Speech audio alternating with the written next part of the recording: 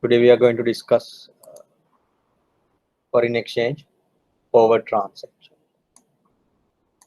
So again, when we discuss this, you need to have or you need to remember what we discussed on foreign exchange so far, because we will use those concepts even in this forward transaction, especially base currency and counter currency and bid offer. So I'll straight away go into FX forwards and swaps. So I have explained about value dates, different value dates, and based on the value dates, how we categorize different trade types. So in FX, we call a spot transaction when the settlement date falls after 2 business days. And anything beyond that, that means any transaction which has a settlement date or the value date after the spot date, we call them as forward transactions. So it can be FX or any other, maybe a bond transaction or any other security type. If the settlement date falls after the spot in FX spot date, or in other transaction types after the regular settlement date, we call them as forward transaction. So particularly in foreign exchange, if the settlement date falls after the spot date, then it's called a forward foreign exchange transaction. So is it clear? What is meant by a forward transaction? So any transaction which has a value date or a settlement date after the or beyond spot settlement date. Forward settlement dates, that there can be different types of settlement dates. Normally, there are regular months for regular forward settlement dates based on the calendar periods, like 1 week, 1 month, 6 months, and 1 year. So, and remember, whatever we learned about maturity dates in money market, those rule, that means modified following business day convention rule, is applied even here. So if it is monthly settlement forward contract, that means it's a 1 month forward or 6 month forward or 1 year forward or 3 months forward, then the month concept will be based on the modified following business day convention. So always the settlement date would be on the corresponding day of that particular maturity month. But remember, this is, I think you can see the pointer, laser pointer here. Whatever the period start to count from the spot date, not the trade date. Is it clear? The whatever the forward period is started to count from the spot date. So for an example, in this 1 month forward contract, spot date is 24th September. Then the 1 month forward value date or the settlement date would be on 24th October. And if, for example, if we consider today as the trade date, 11th April, then what would be the spot date, assuming today also or a working day, business day? Today 11th April, then what is the spot date? 14th April.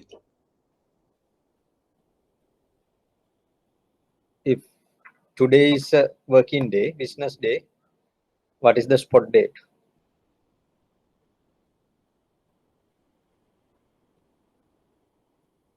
Today is 11th.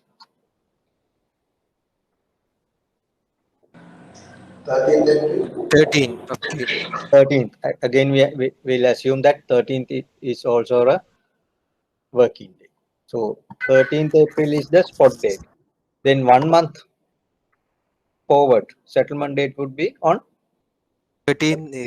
13th May. May. If it is 2 months, it would be on 13th 13 June. June. Likewise. Okay. Remember that we start to count forward period from the spot date, not from the trade date. So these are standard settlements, but forward there's no need to be on the standard settlement. Parties to the contract can customize it or agree on any date. So we call them broken dates. You can have a 10-day forward contract or 23 days forward contract. Likewise, so parties can decide what is the value date of the forward transaction. So, but in the market, mostly traded ones are the standard settlements. But depending on the whoever the party requirement, that can be tailor-made, and therefore both parties can agree on a particular settlement date, but it should be beyond. Oh, sorry. Yes, if it is a spot date, it's a spot transaction. Anything beyond that, it will be considered as a forward transaction. So how do we decide the forward exchange rate? We'll discuss how to calculate this later, but for the time being, remember forward rate is fixed based on the current exchange rate and interest rates of two currencies, because in foreign exchange two currencies are involved. So therefore there's an exchange rate. What is the exchange rate between two currencies and interest rates of both currencies applicable for the particular period? If it is a 1 month forward contract, what is the 1 month interest rate for these both currencies? Based on these, the forward rate will be calculated. So therefore, remember, this is also a very important point. We cannot consider forward rate as a forecast for the spot rate, because the forward rate is depend on the current exchange rate and the interest rates.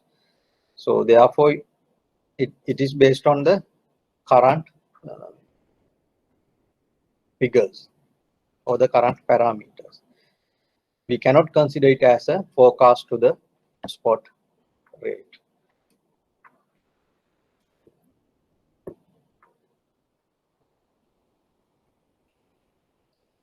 In forward markets, there are few instruments: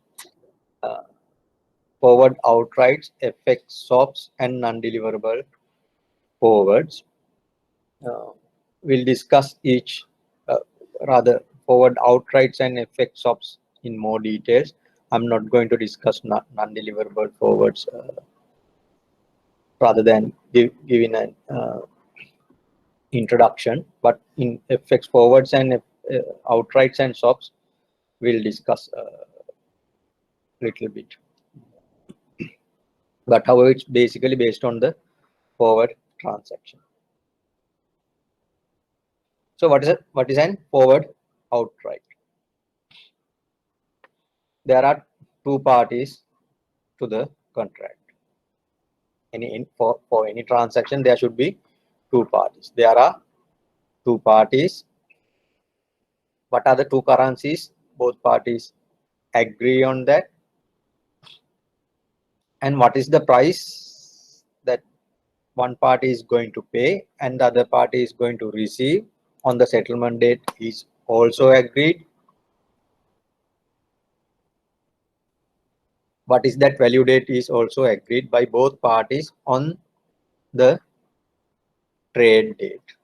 Assuming today or the trade date is 13 December, parties to the contract agree what is the currency pair, what is the price that they are going to pay and they are going to receive, and on which date they are going to settle the transaction. So assuming no holidays in between, if the trade date is 13th December, 15th December is the spot date.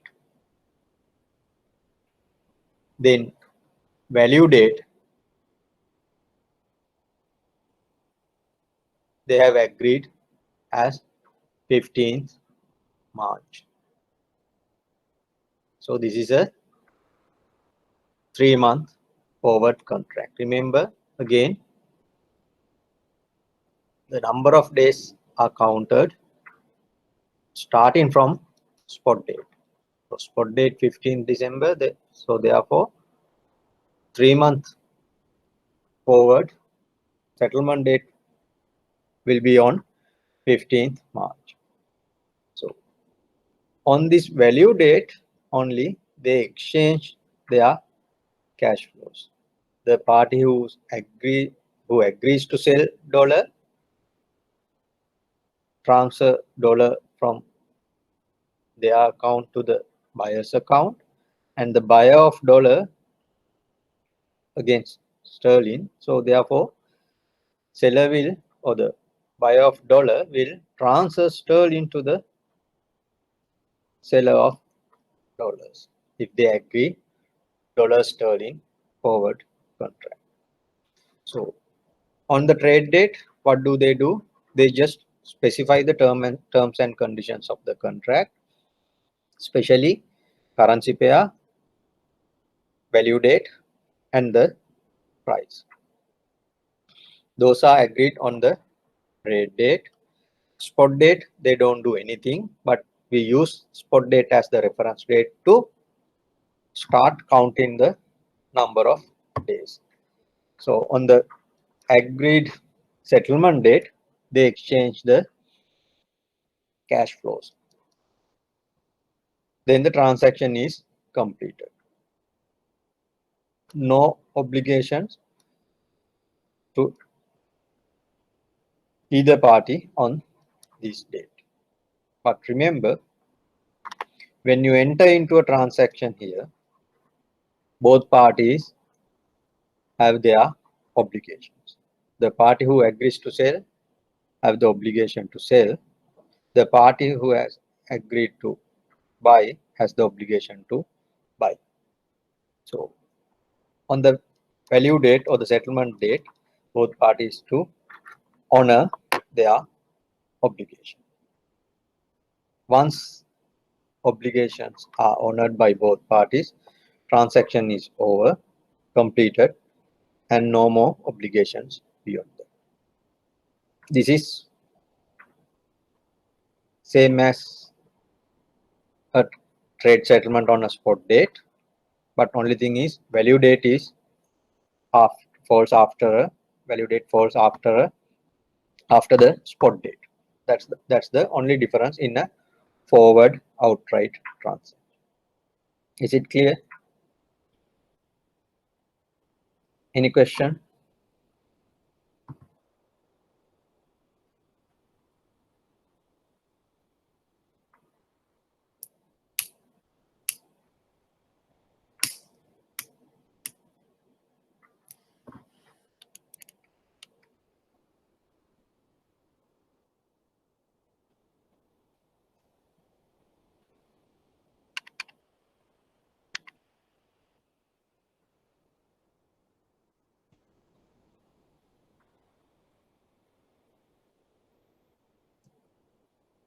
Any question? Okay, if not, I'll move forward. What are the use of forward outright transactions. To hedge foreign exchange exposures, we can use forward outright transactions. To explore the arbitrage opportunities available in the market, for that also we can use forward outright transactions. And even to speculate. What does it mean? If you think the currency will appreciate in the future or depreciate in the future, but you don't want to buy or sell foreign currency based on your view today, but you want to get the exposure to that. You need to get the, or you like to get the exposure to that based to the foreign exchange rate based on your view. You can just enter into a forward outright contract, then you will get that exposure. On the settlement date, whatever the currency you receive, value of that would be different from the amount that you paid. Based on that, you can realize a profit or loss. So therefore, even for speculation, you can use forward outright. Again, I'm not going to discuss all these three now with the time. When appropriate, when we discuss about risk management, I'll discuss about how to use forward outright to hedge. Arbitrage we'll discuss at the end of this FX part. Speculation also.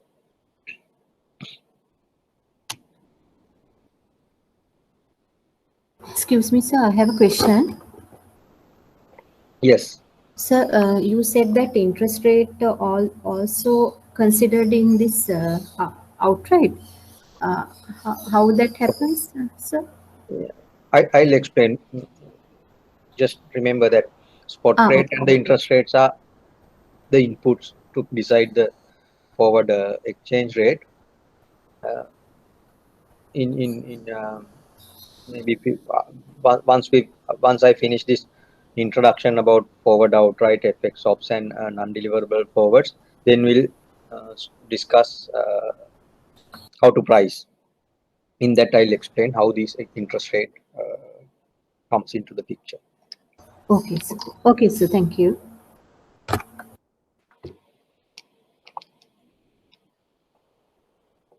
Anything else?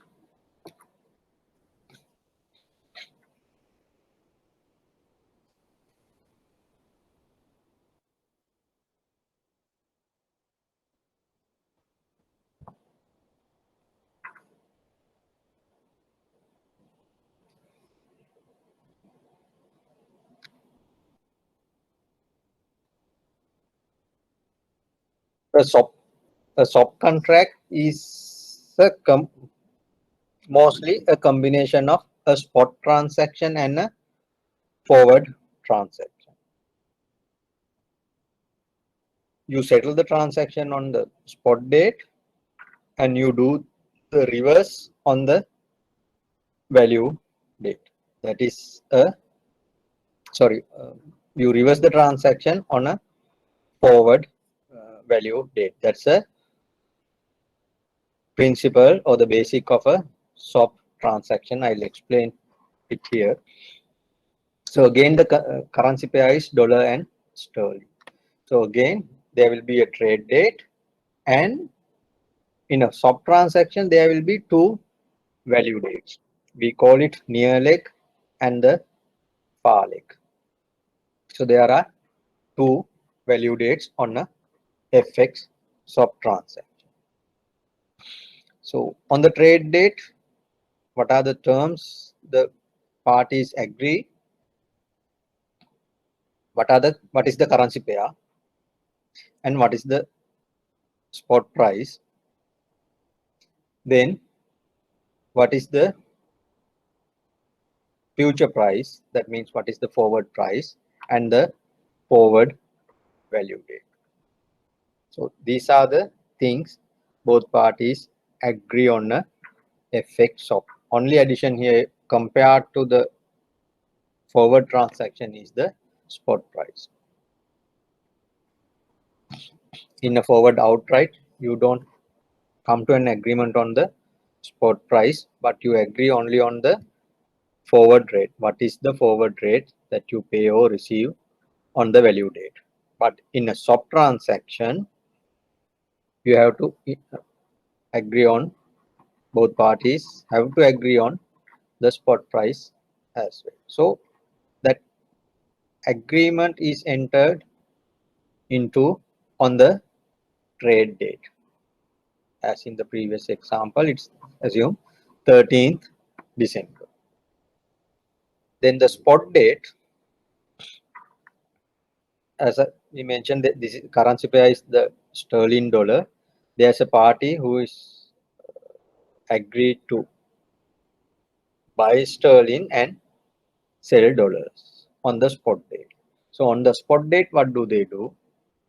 The party agrees to buy sterling, pay the equivalent dollar amount based on the spot price they agreed, and receive the notional amount on, or the amount they agree on the sterling.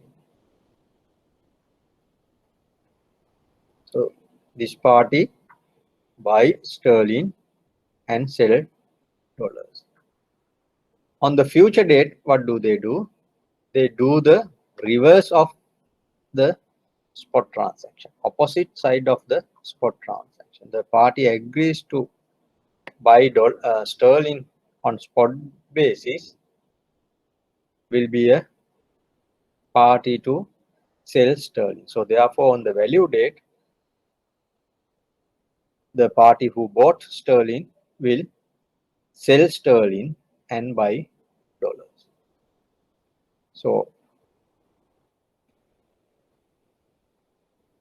is it clear? Whatever the transaction taken place on spot date will be reversed on the future settlement date. Both generally the base currency amount is kept fixed. It won't change. The same amount on the base currency will be exchanged on both spot date and the future value date. But based on the spot price and the future price, amount you paid or received in dollars will be changed on the spot date and the future date. So in a forward in a FX swap transaction, they have, both parties have obligations to buy or sell on the spot date, as well as even after settlement of the spot date, still they have an obligation to do the opposite on the forward settlement date. So the whole transaction will be completed only after the completion of the par leg or the second leg. We call this as first value date as near leg or first leg. Forward part, we call it as par leg or the second leg. To complete the transaction, both the legs should be settled. Until such time, both parties has the exposure as well as the exposure to the other party as well as the obligation. So whatever the transaction take place here, it will be reverse here. So say party A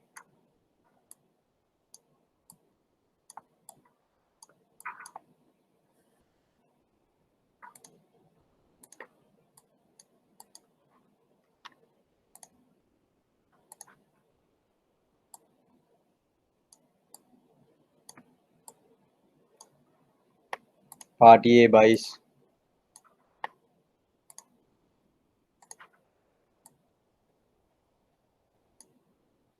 base currency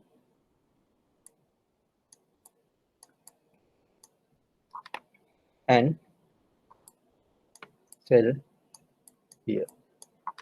On the spot date, party A buy base currency, and on the far leg or the future value date, sell base currency.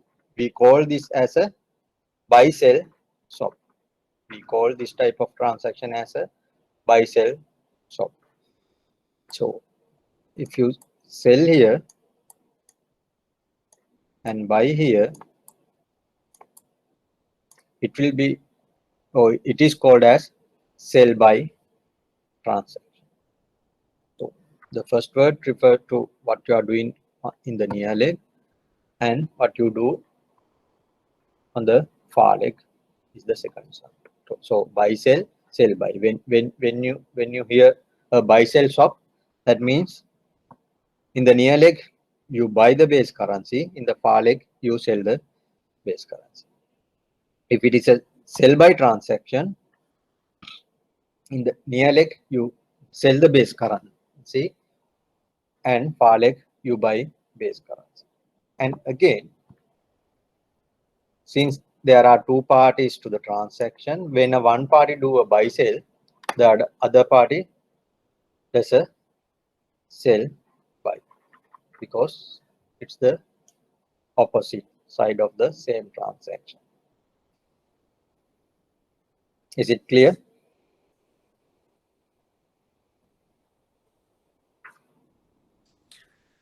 So who will decide the that is for price? That is it selling party or it's a mutual agreement?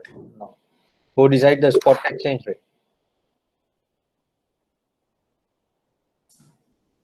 If say you want to do a spot transaction, who decides the price?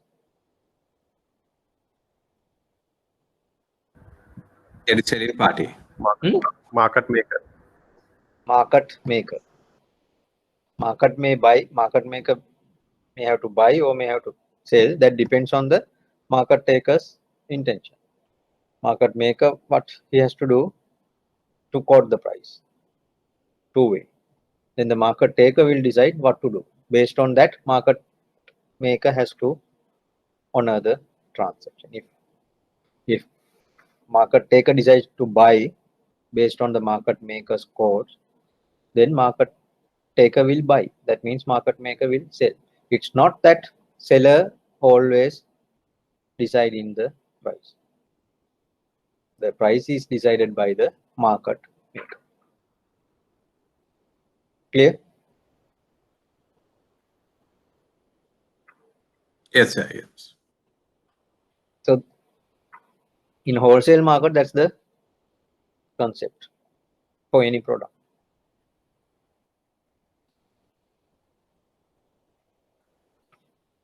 Any other question?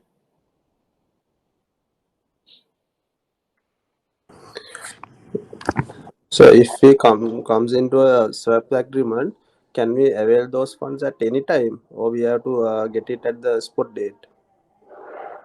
If you enter into a swap transaction,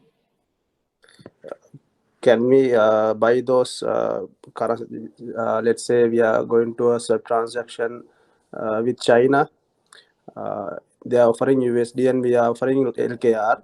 So we have to do that transaction on the spot date or a date between spot or the selling the settlement date. in a swap transactions, there are two settlement dates. One is spot date, the other one is It's far leg, no? far leg. Yeah. Yes, this is the general arrangement. Generally, this is what happens. But if both parties agree, we can go for a forward swap.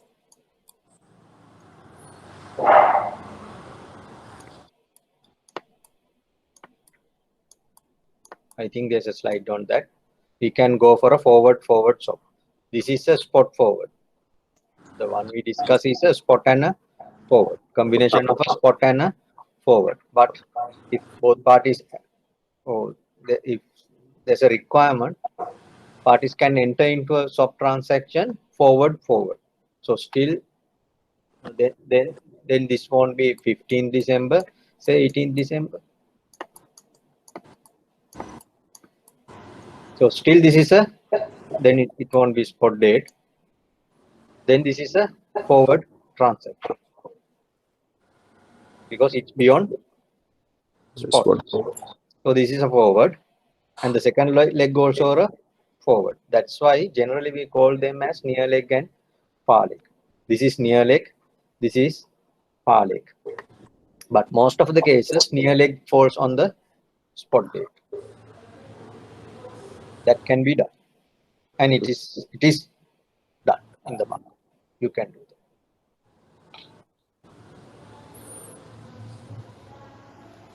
that. Thank you, sir. Okay. Anything else?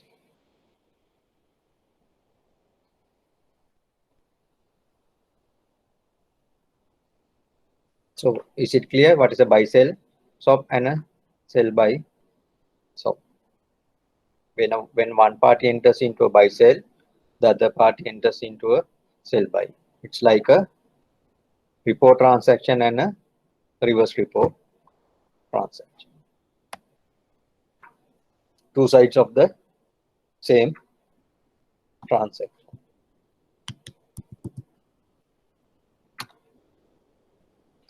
And the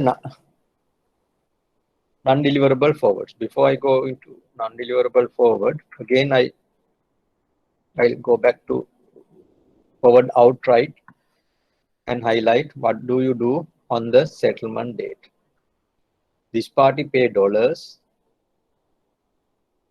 and buy sterling. This party A, because that party has agreed to buy sterling. So both currencies are exchanged here. Buyer receives the base currency and pays US dollar. But in a non-deliverable forward, it is not the case.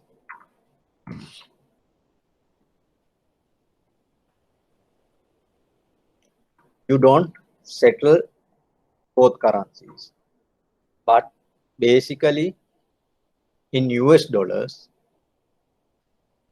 the difference in market prices or the profit or the loss, the both party, or not both parties, one of the party accrues will be paid. So the loser will pay that amount to the winner or profit making party in the international market, generally in dollars. First, I'll explain why do we need this non-deliverable forwards. So not all currencies in the world traded outside their countries. So if we take Sri Lanka, rupee is not convertible, freely convertible. We can trade rupee only in Sri Lanka legally. So the example that he mentioned, Chinese yuan and rupees. We can't trade rupee somewhere else other than in Sri Lanka. Likewise, there will be some currencies you cannot trade, but you want to enter into forward transactions of those non-deliverable currencies. For that, we use these non-deliverable forwards against dollar, mostly against dollar. So then we settle the transaction in dollar terms. So it is like that. Say LKR, USD LKR, we enter into a forward contract to buy at 200.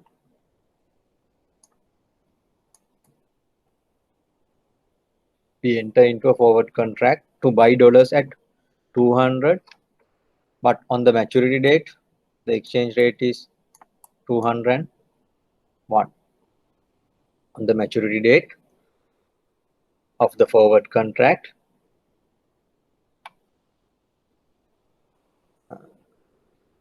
spot rate is 201.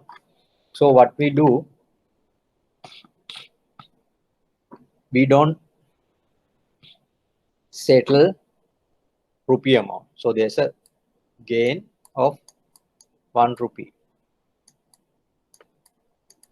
Who is the party making this profit? Buyer or the seller?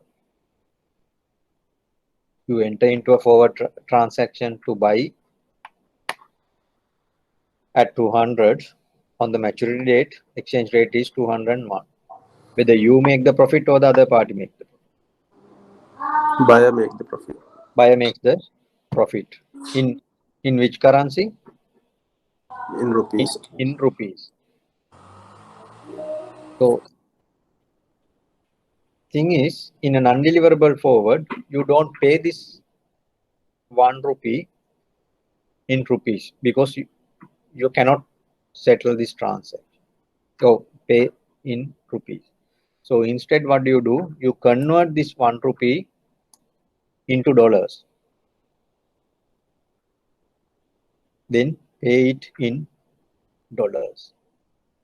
So this can be done by two parties sitting outside Sri Lanka. They don't want to have a rupee account in Sri Lanka, nothing. They just enter into this transaction. On the maturity date, they will settle the transaction in dollar terms. So that's why it says non-deliverable. They don't deliver dollar amount, full dollar amount and full rupee amount. But the difference in terms of dollars, they deliver only that, or they transfer only that amount.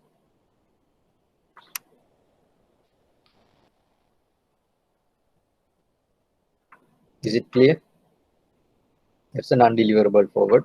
That's why, since we are not going to exchange underlying principal amount, that's why it's called non-deliverable forward.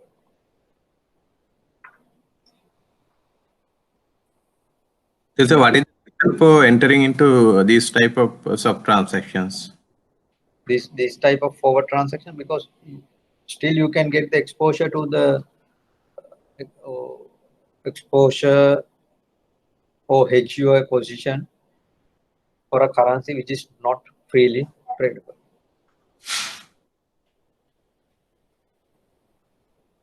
Say Chinese yuan, it's not a currency where you can trade freely, but you can enter into a party in Hong Kong or Singapore into a forward transaction, dollar yuan forward contract, non-deliverable forward.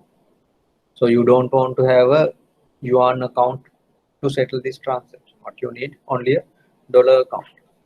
At the end, whether you make a profit or loss, depending on that, either you receive the profit in terms of you will earn the profit in yuan, but you will receive it in equivalent amount of dollars if you make a profit. If you make the loss, it will be in yuan, but you make the payment in dollars. So you don't want to have a yuan account.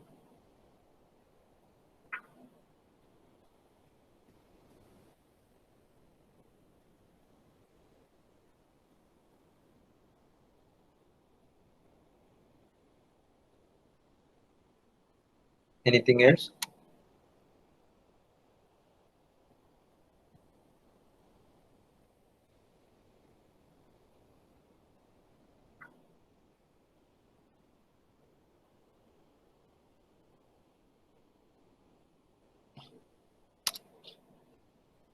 So now I'm going to move into forward rate calculation. So again, make sure that you understood the basic concepts what we discussed so far. If not, please ask. Any question?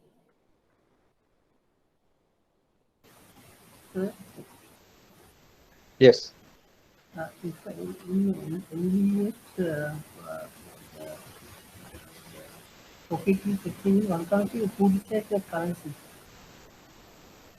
It's not clear.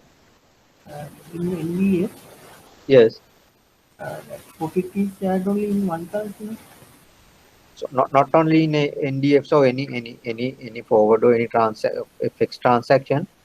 Generally, if you generally we do the transaction at a fixed rate for the fixed amount for a fixed amount of base currency. So if the base currency amount is fixed, so we'll realize the profit or loss in the counter currency. That's what happened.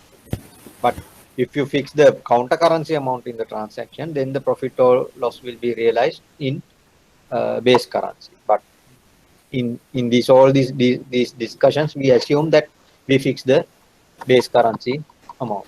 So then the profit or loss will be realized in counter currency. Okay.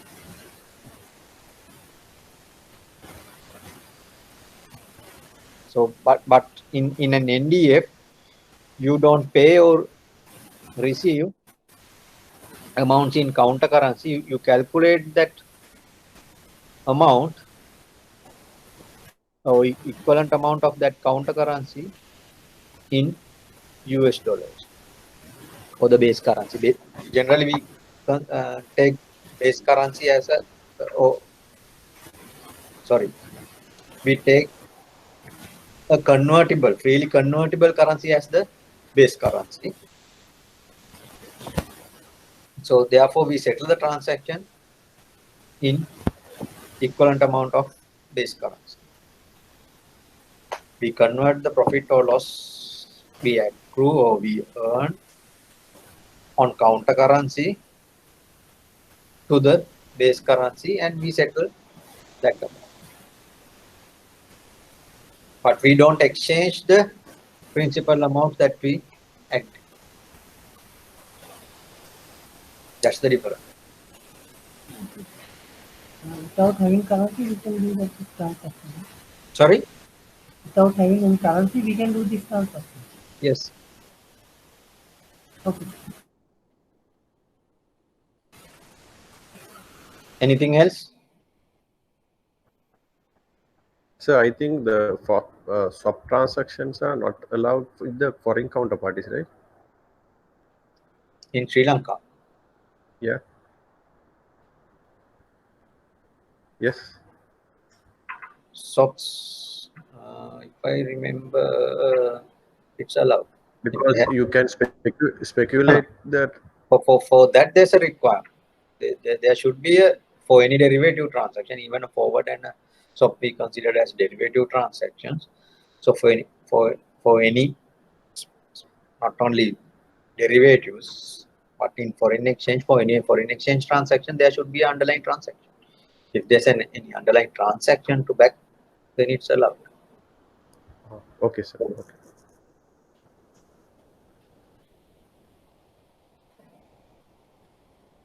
Anything else?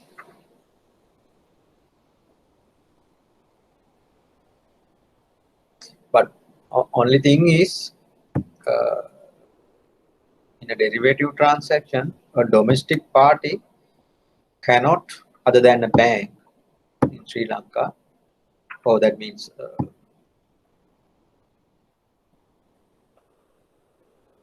foreign exchange dealers, Maybe authorized individual. dealers, other than authorized dealers, any other domestic party cannot enter into a derivative transaction with a foreign party. The domestic party has to enter into that derivative transaction with the local bank, authorized foreign exchange dealer. Then that dealer can enter into a back-to-back transaction with a foreign party. Not a Sri Lankan party can directly enter into a transaction with foreign party. That restriction is there. So foreign currency transactions we categorize under current account transactions and capital transaction. Derivative transaction fall under which transaction type? In Sri Lankan context, it is considered as capital transaction, if I remember. But as I mentioned at the beginning, can you remember when I explained about money market transactions and capital market transactions? There can be derivative transactions which are, say, this forward foreign exchange. It's a derivative transaction. There can be a 1 week, 1 month, or 6 month forward. So then it can be considered as a money market transaction. So, but that current and capital segregation is slightly different than that money market. That's the confusion. What is the platform we use for these type of transactions? In Sri Lanka, there's no platform, just over the counter. Oh, basically, interbank market, you contact or call the other bank and get the price. Even for foreign exchange in market or the government bond, though the Bloomberg and Reuters platforms are there, you don't stream prices. The Sri Lankan bank, whenever you want, you call the other bank and ask the price, or you may go through a broker. So derivatives the same.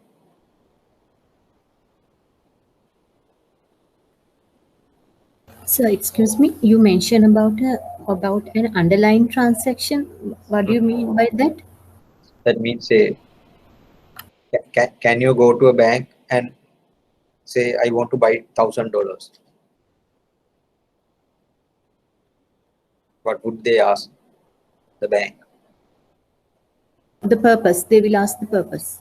That purpose is the underlying transaction. Whether you have some import or export, even to sell, export, or you have any travel arrangement, whether you have bought something, sold something, or you have obtained a loan in foreign currencies. Likewise, there should be a reason or the purpose for you to buy or sell foreign exchange. What is that transaction that you have already entered or about to enter? There should be something like that. You cannot just buy or sell foreign currency without having any purpose. That means for speculative purpose, you cannot do that. Is it clear? Yes, sir. It's clear. Thank you. Anything else?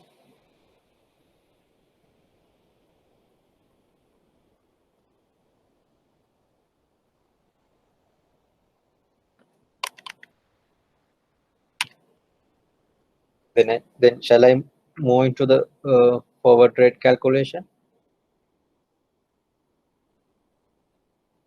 So in Sri Lanka, these soft transactions can be done only between commercial banks.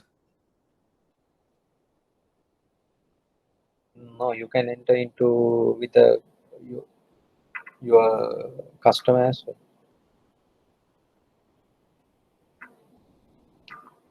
So there's a direction issued by Bank Supervision Department on derivatives transaction. Just refer that. It explains everything. What you can do, what you cannot do.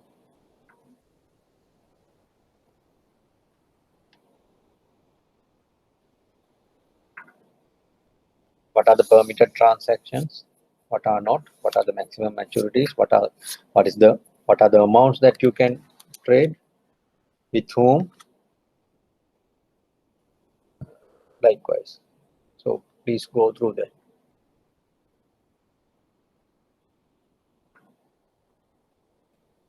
Anything else?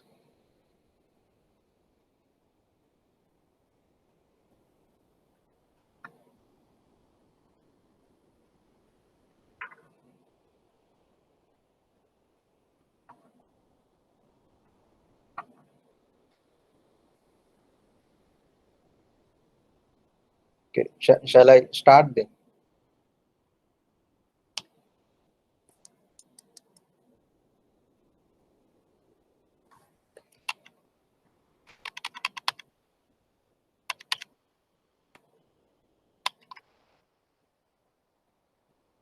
Okay, the forward rate. Forward rate is basically, as explained here, the future value of the counter currency divided by the future value of the base currency. This is the forward rate. So now you can realize, to calculate the future value, what do you need? To calculate the future value, what do you need? Present value. You need present value, and Interest rate. you need the interest rate. That's how interest rate comes into the picture. So for an example, so in Sri Lankan context, $1 equals, so now it's easy for us, say 200 rupees. So this is the present value. Present value in of base currency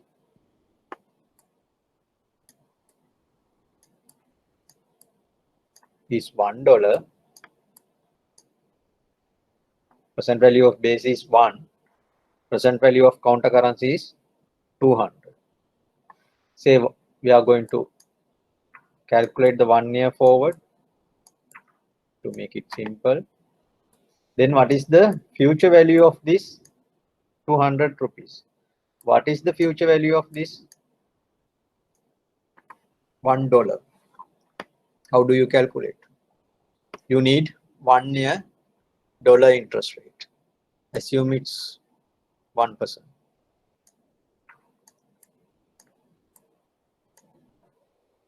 What is the 1 year rupee interest rate? Assume it 5%. Can you calculate the future value of $1 in 1 year's time?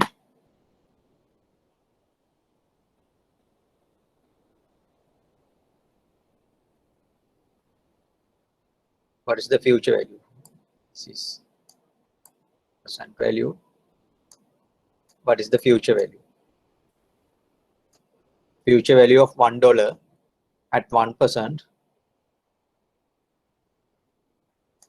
after 1 year.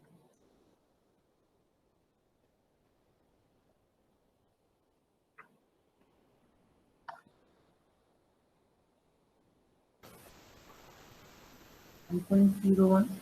Sorry?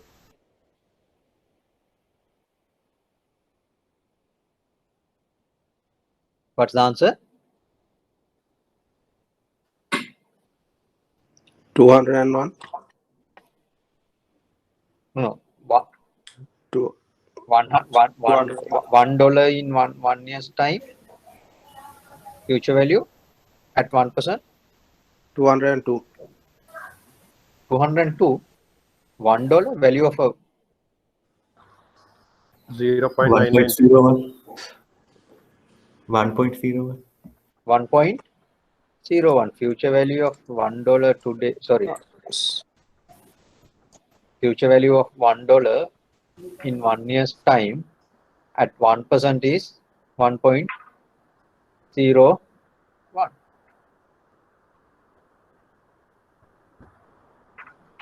Is it correct?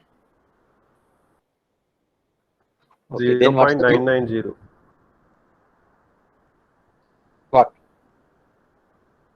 Future value? Future value. Sorry, sir. It should be 1.01. What is the future value of 200 rupees at 5% after 1 year's time? 210. 210. 210. Then what is the forward rate? You can see here, this is the spot rate. $1 equals 200 rupees. But once we calculate the future values, this is not 1. This is 1.01. So this is not the exchange rate. To get the exchange rate, what do you have to do? You divide this 210 by 1.01. Then you get a price per dollar in terms of rupees after 1 year's time. You will get something 209 207. 207.92. 207. Yeah, 7.92. Yes, 207.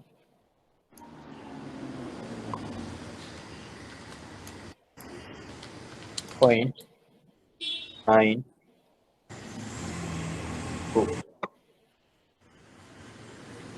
So this is the forward rate calculation. So the future value of the counter currency divided by the future value of the base currency. So you can see the exchange rate gives us 2% values. One is in base currency, the other one is in counter currency. So what we have to do, calculate the future value of both currencies at their respective interest rates. Then divide them. So this concept we can put it into a single formula like this. So what is this S time? What is this? This part is the future value of counter currency. What is this? This is the future value of base currency. But remember this part, not that. We use the money market convention because generally we forwards are less than 1 year money market type of instrument. So therefore we use the money market convention to calculate the future value and the present value. So therefore we use this days and the basis. What does it mean by days? Number of days between spot date and the forward settlement date. What does it mean by the basis?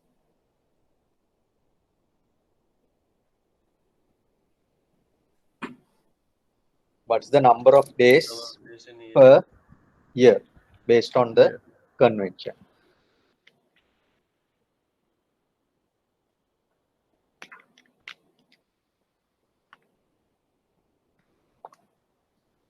So remember that in this example, in reality, this would be more than this, because in US, if you can remember, convention is actual over 360. So for a 1 year, it would be 365 over 360. But for simplicity, I have assumed here this as 1, since it's a 1 year. But in reality, this would be more than that. Then this will be less than, or the forward rate would be less than this 207.92.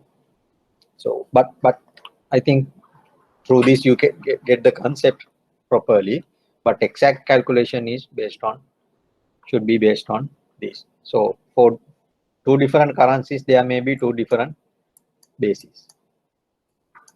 So therefore you have to use that basis appropriately. Is it clear? So can I see the previous page, please? This one? Yes, sir. Thank you, sir. Oh, is it Okay. okay? No. Okay. Okay. Okay.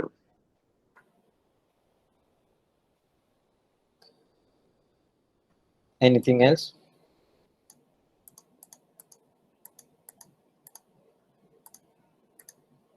So this is the exact equation based on the concept of that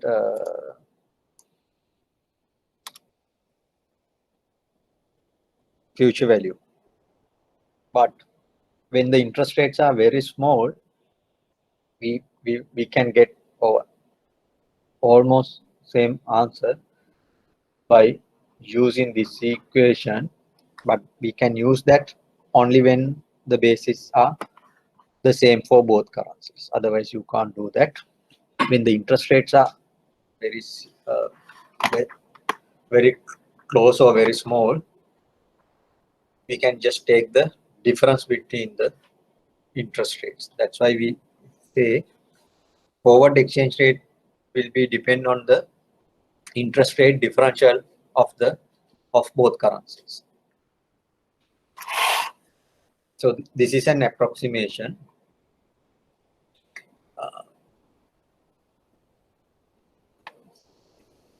Maybe few years back this was heavily used, but now I don't think this is used that much, because now we have computers and systems to calculate. So therefore you don't want to do any approximation, you can get the exact. When you do it manually only, this is required to get the approximate figure, but this is the correct formula. So better to stick in this. So now I think I answered the question how interest rate affect the forward rate. Is it clear now? There was a question earlier how interest rate will have an impact on the forward rate.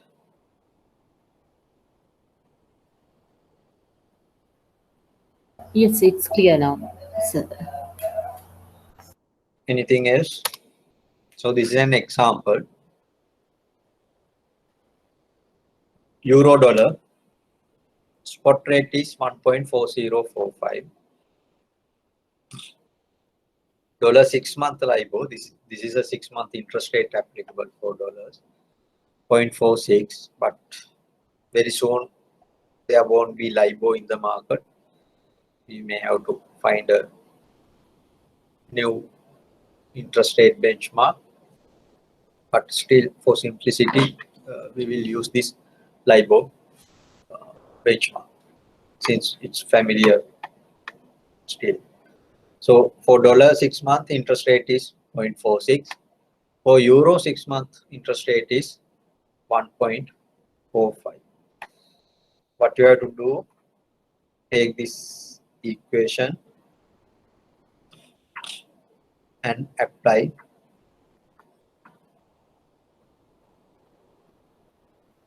the numbers into that equation. So S spot rate 1.4045, it is straightforward, but remember in the numerator it is the interest rate for the counter currency. The denominator it is the interest rate for the base currency. So in this pair, what is the base currency and what's the counter currency? Euro is the base currency, dollar is the Counter counter currency. So the dollar interest goes at the top, whereas euro interest goes at the bottom in the denominator. So since it's a 6-month, again I have used 33 60-day count basis, 180 360 180 360 for both. So the final answer is 1.3976. You can do the calculation and see whether you can get this answer. So don't just look at this. So indeed, I forgot to delete this part in the handout. So please write it, write the equation, try to substitute the numbers and work out and see whether you will get this number. Take 2 minutes and do it now. Otherwise, you won't do it. You will not practice it.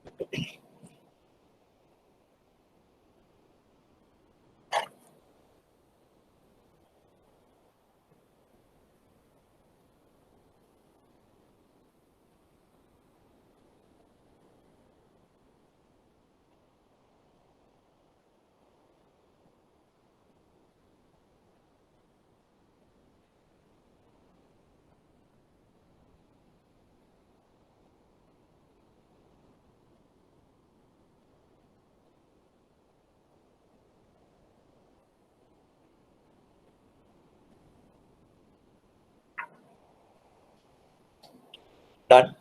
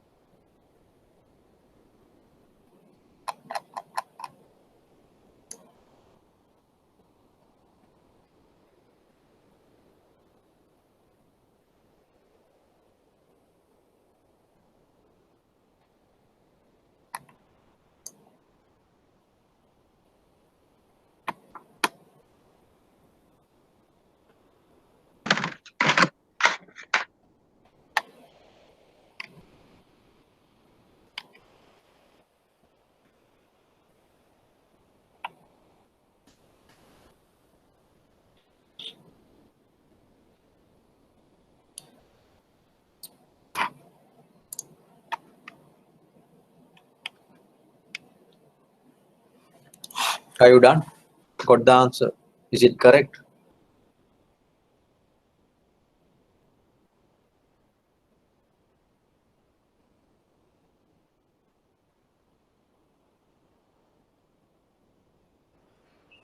Yes, the answer is correct. So you got it. Okay, fine. Regarding the question that I have posted, I can see only 20 has responded.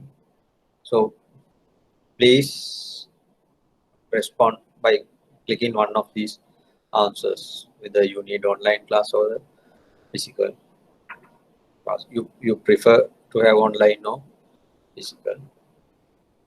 Okay, this is done. Any question?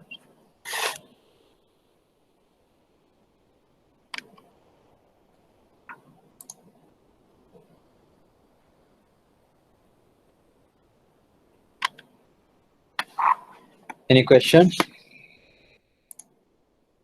If you don't have any questions, I'll put a question.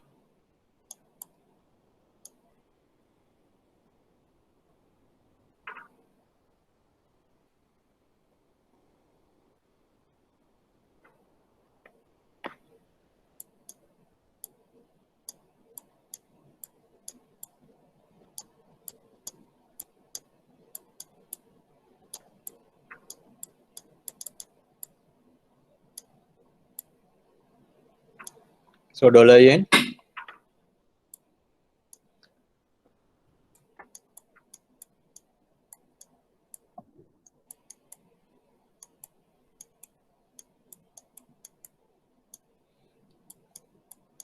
spot is 107.58.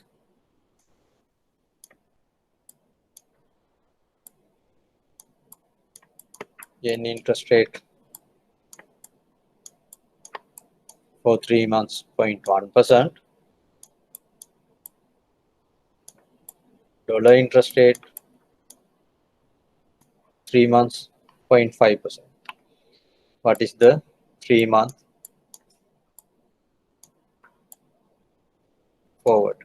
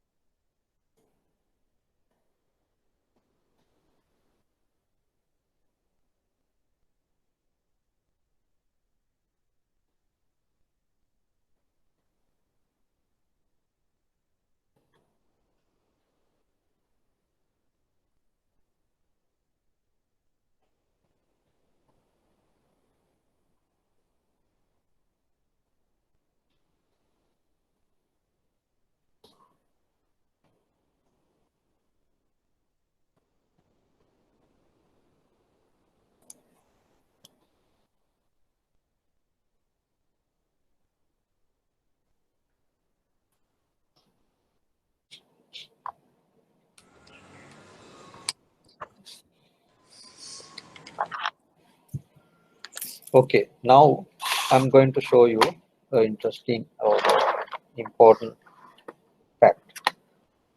Okay. In this our euro dollar example,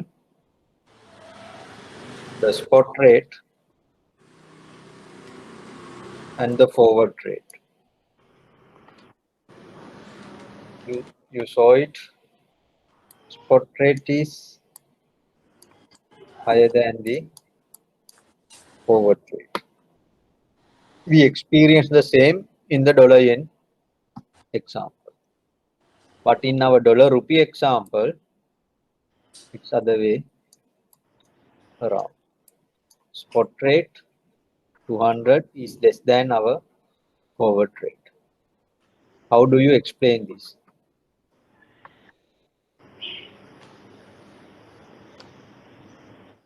So when the base currency interest rate is low, it happens. Yes, the results depend on the relationship between the interest rate on the base currency and the counter currency.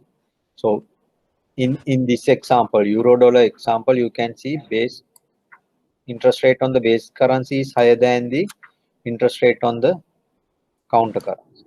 So in that instance, spot rate is higher than the forward rate.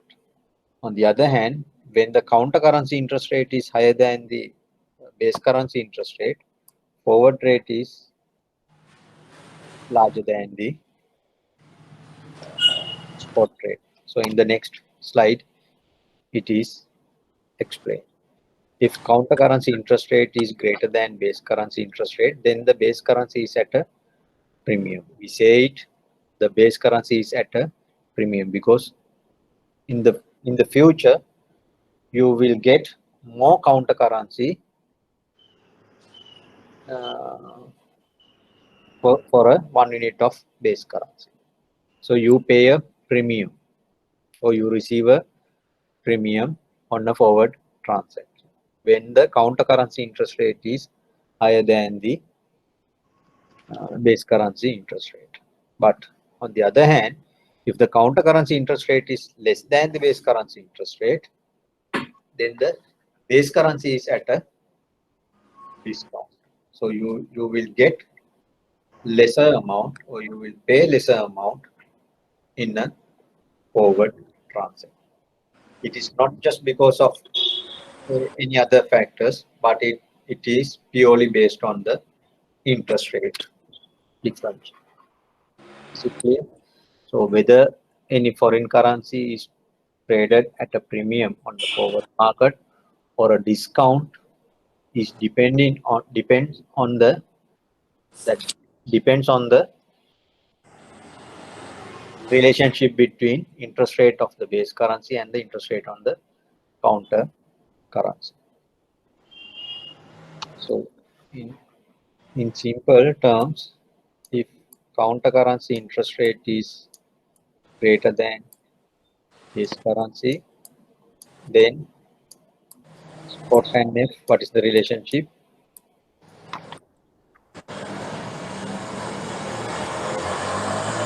Which one is higher, spot or the forward, when the counter currency interest rate is higher than the base currency interest rate? Then the forward rate is high. The base currency is at a premium. On the other hand,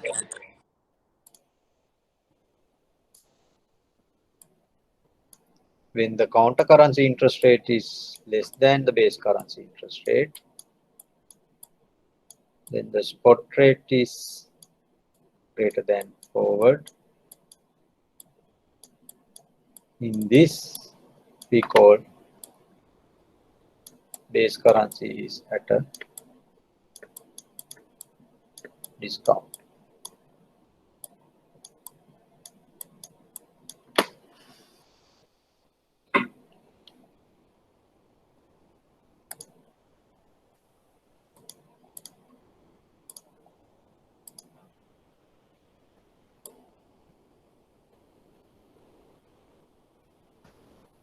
So this is the relationship.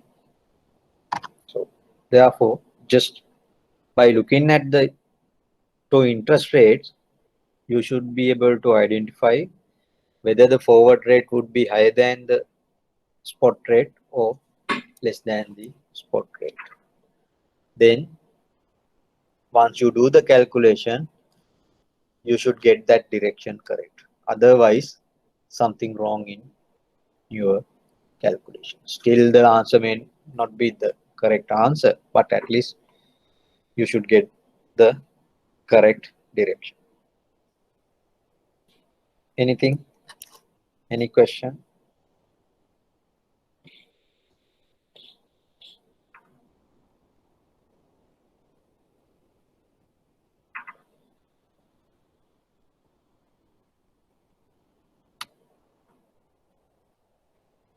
Then we are going to discuss another word, forward points or the swap points. Both are same, forward points or the. Sir, can you please move into the previous page? Yeah. Okay, sir.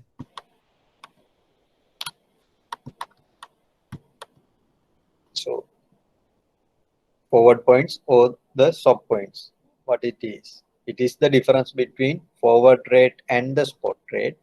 Forward rate minus spot rate, but expressed as points. So in the previous example, our forward rate was in the euro dollar example, forward rate was 1.3976, spot rate was 1.4045. So you get minus 0.0069. You may remember this one, we can write it as 69 points, but remember it is negative because there's a negative sign. Spot rate is lower than, sorry, forward rate is lower than the spot rate, therefore the points are negative. So the basic here you have to remember what is swap points or forward points. That is the difference between forward and spot. So forward rate minus spot rate, but expressed in terms of points or pips. That you have to be remembered. Then when you see swap points, by looking at that, you should be able to say the relationship between two interest rate. If the swap points or the forward points are positive, what does it mean? Forward rate is higher than the spot rate. Then the base currency is at a premium. When the base currency would be at a premium, that is when the counter currency interest rate are higher than the base currency interest rate. If the swap points are negative, what does it mean? Base currency is at a negative discount.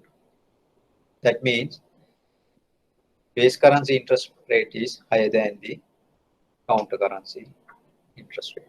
If I go back here in this swap points,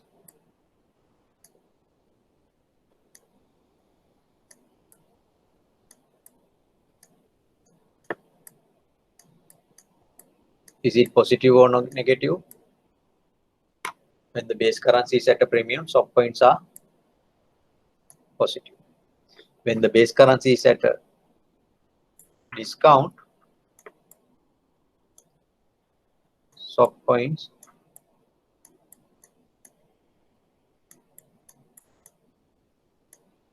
are negative. So when you see this relationship, interest rate, then you can derive the relationship between spot and forward. When you can derive that, you can say whether it's a base currency is at a discount or a premium. Then you can say whether swap points are positive or negative.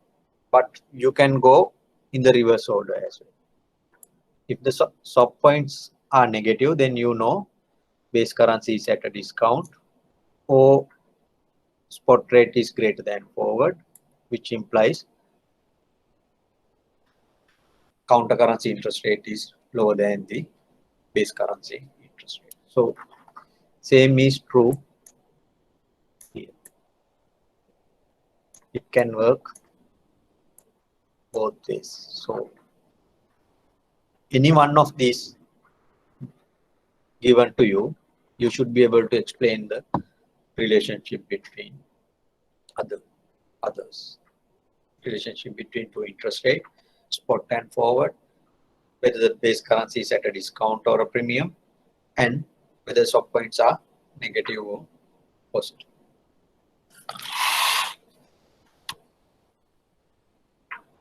Is it clear? So can you calculate the swap points for that dollar yen and dollar rupee examples?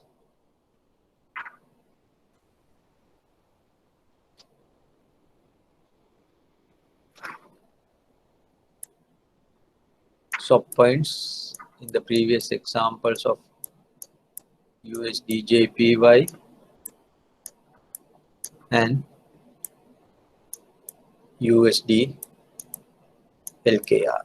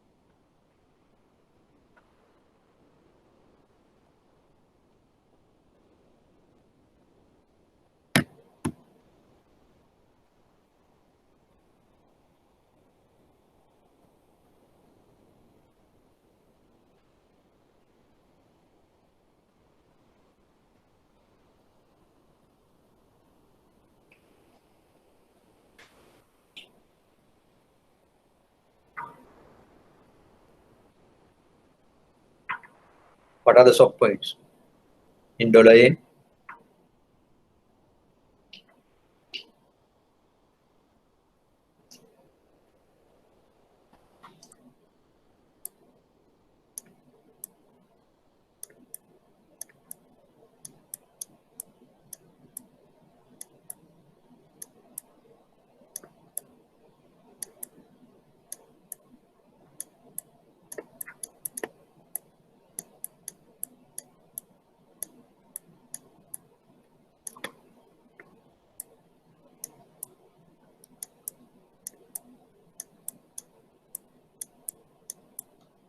minus 0.1074 dollar. minus 0 0.1074. 1074.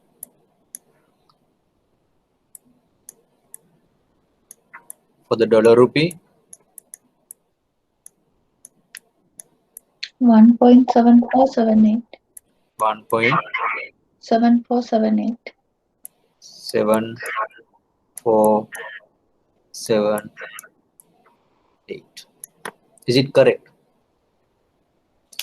Are these answers? So we have to multiply by 100 basis, right? Exactly. Because you have to express the swap points in terms of pips. This is just the decimal. When you take the difference, you get this answer. But when you say swap points, it has to be in pips. So therefore,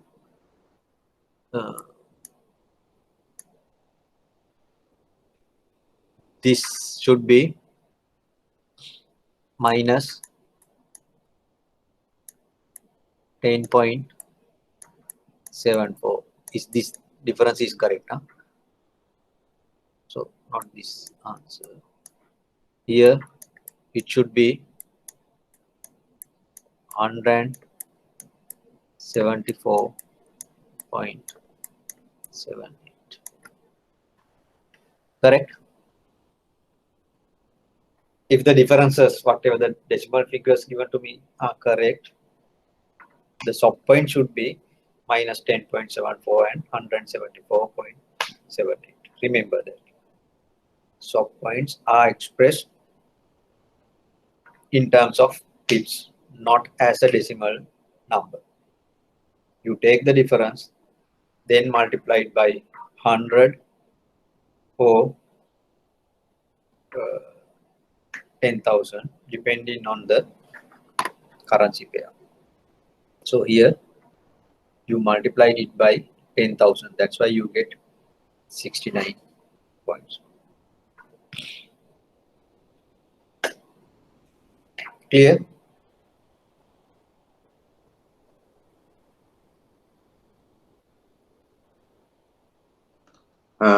When we writing as whatever points, we have to mention as minus 69 points or plus. Yes. We have to make that also, no? For the time being, yes. But when it comes to the two-way codes, not necessary. We'll learn that. Okay. So I have a question. Yes. Why do you multiply by 10,000 to get 69 points here? Because if you go back to the very first discussion on foreign exchange, we talk about a concept called pips for the points. Can you remember that? What's the definition of a pip or a point? For the currencies where you hold the exchange rate for 4 decimal places, last 2 digits are the points. So 69 is the point. But in decimal it is 0.0069. So to get that, you have to multiply it by 10,000. Then only you get 69. But for currency pairs like dollar rupee or dollar yen, where you have the exchange rate quoted only for up to decimal place, 2 decimal places, then the last 2 digits say in this previous example it was 107.58. So these 58 are the points. 0.58. To make it point, you have to multiply it by 100. 58 points. That's the difference. Is it clear now? Yes, yes, sir. Got it. Thank you. So in first example in this page, that is coming as minus 0.69 points, but So here it is what was the exchange forward rate? We got 107 point. not that ones are the first one 69 points matter. This one. Yeah, It is not this 69. one. Let me check. If we multiply by 100, it is coming as minus 0.69 points. Let me check. 1.3976 minus 1.40. No, it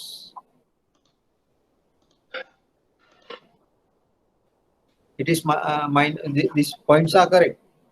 0.0069.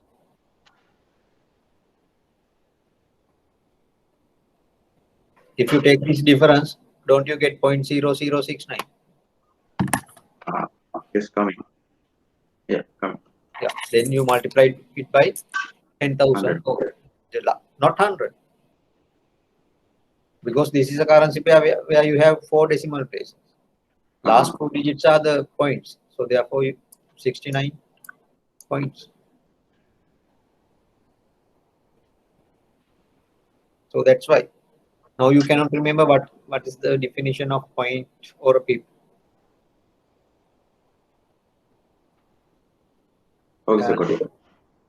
You were struggling to calculate present value. Oh, sorry, future value. Because whatever the things we discussed so far, there will be a link to topic that we are going to discuss. So you cannot forget about the things that we discuss. So if you have any, I accept that you cannot remember everything but the concepts that you cannot remember, it's better to revise it very frequently, because if you cannot get that concept, you will miss the next concept, you miss the second concept, you will going to miss the third. Likewise, you will miss the whole course or 50-60% of the course. So we are moving very slowly. So you should be able to understand those and grab those things.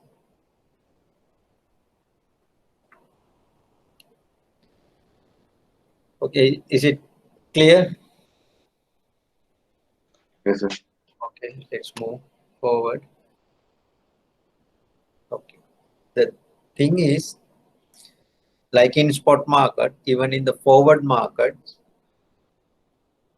generally when you ask for a price for a forward, only the forward points are quoted, not the forward rate. Forward points will be quoted. So again, there will be two-way quotes. So this is an example. This is euro dollar spot rates 3791, 3793, and the 1 month forward is quoted as minus 1.15 stroke minus 1.04. Then you have to derive what is the outright forward rate. You have to derive what is the outright forward. So to do that, you have to do some calculation. Since forward points are given in pips, first thing that you have to do is convert these pips into a decimal figure. To do that, you have to multiply it by 0.0001 or divide it by 10,000, because to convert decimal point into a pip, we multiplied by 10,000. So if we want to convert pips into decimal, you have to divide it by 10,000. So same concept. Then to get the forward outright rate, what we do, we take the bid of the spot and add the swap points bid for the offer, add the offer, add, take the offer of the swap and add offer of the swap points, but after converting into decimal. So that's why this is the spot rate. To calculate the forward outright bid rate, take the bid rate of the spot 1.3791 and take the bid of the forward points 1.15, but it is negative, so negative into 0.0001. So this is same as 1.15 divided by 10,000.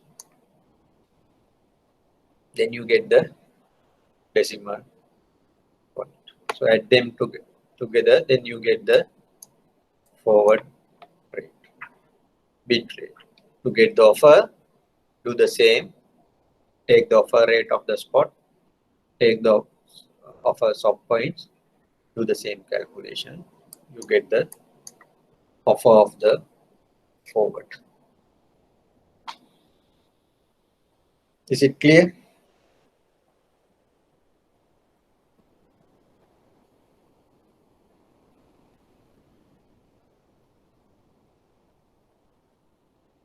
When the spot rate and forward points are given, how do you calculate the forward rate?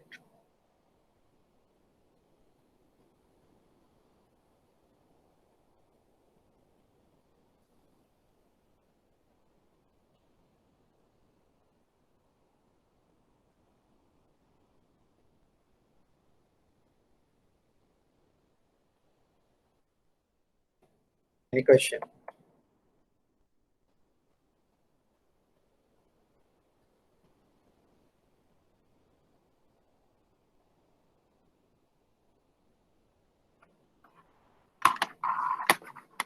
If not, try this.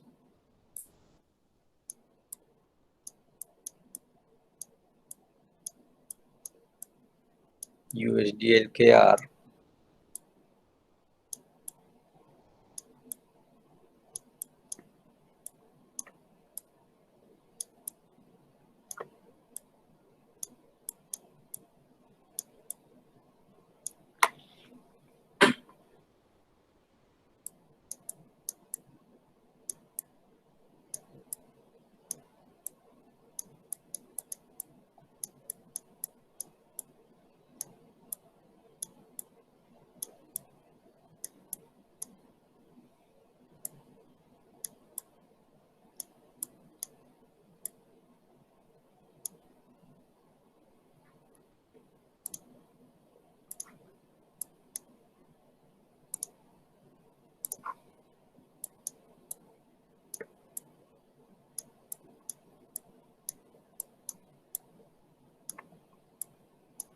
What's the forward rate?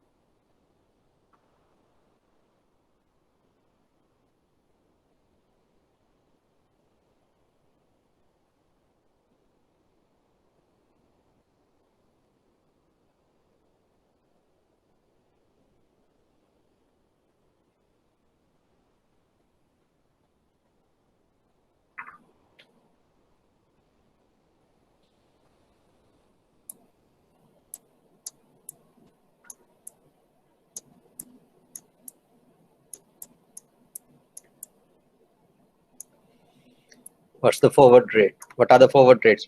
Bid and offer. 200.9825. 200.9825. 825.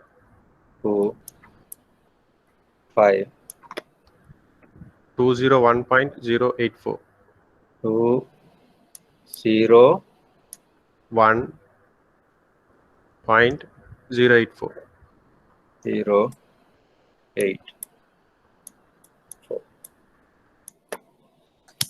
Correct. Is it correct? Yes, sir. I got the same answer. Okay. Good. Now you know how to go move forward or backward. But to quote like this, how do you derive the forward points straight away? This is the equation. How do we get this? We mentioned forward points equals forward minus spot. So this forward we can write as this minus S. So this is the part in that. When we take out S completely out of this,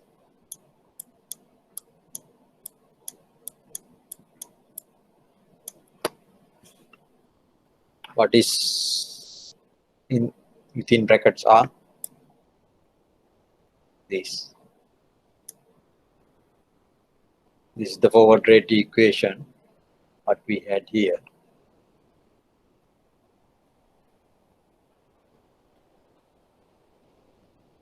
You take out S, you get this equation. So you can use to calculate the forward points. You can use this equation to calculate the forward points straight away. So either you can calculate the forward rate, then deduct spot rate, you get the forward points. Okay. One thing here,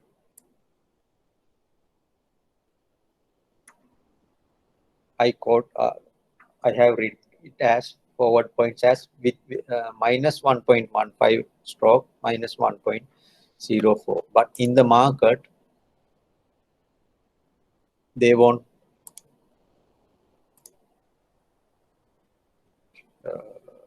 quote it like this. They will just quote it as 1.15 stroke 1.04.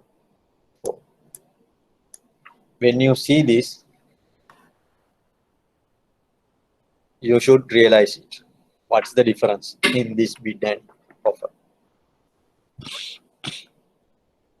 So far we discussed many bid and offers. Everywhere Bid is lower than the offer. yes, everywhere we consider, we thought bid should be lower than the offer. But in this example, you can see bid is higher than the offer. The moment you see this in forward points, you should realize these are negative points. In the market, the negative point is not quoted, but the figures. So whenever you are quoted sub points, you should, first thing that you should do, see whether bid offer relationship is in correct order. Whether the bid is lower than the offer. If not, that means if the bid is higher than the offer, it reflects that these forward points are negative points. So straight away you add a negative sign. So whenever you put this negative sign, so that means in this case, you can see, okay, minus 1.15, minus 1.04. Which figure is high?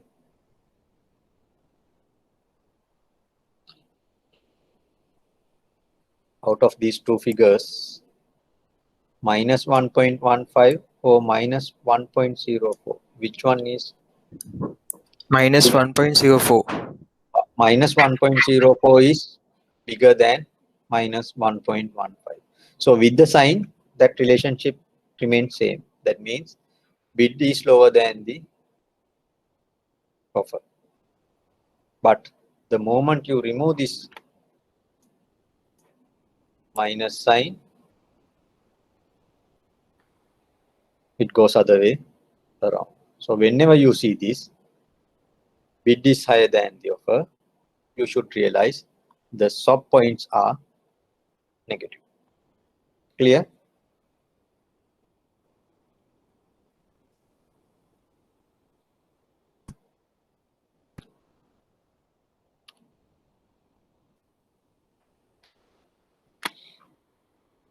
So this is an example of calculating stop points. The currency pair is Euro AUD, spot rate is 1.40995. So here only the mid exchange rate is given, because that's the basic concept. When we do swap, we just use the mid spot rate rather than using the bid and offer. So these are the Euro 6-month interest rate. Again, even in interest rates, in the market there should be two interest rates, bid and offer. What does it mean? 1.45, 1.5. Market maker will borrow at 1.45, or market maker will lend at 1.5. Clear?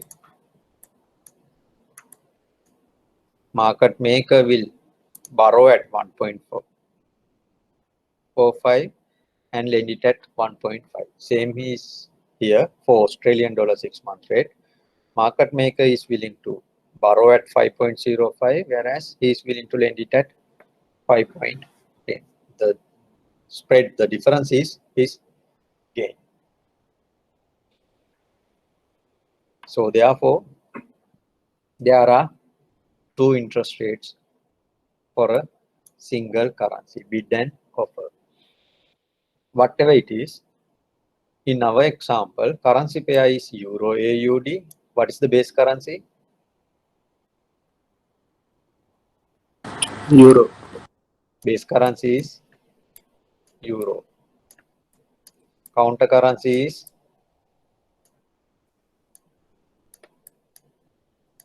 AUD. Interest rates are given 1.45, 5.05.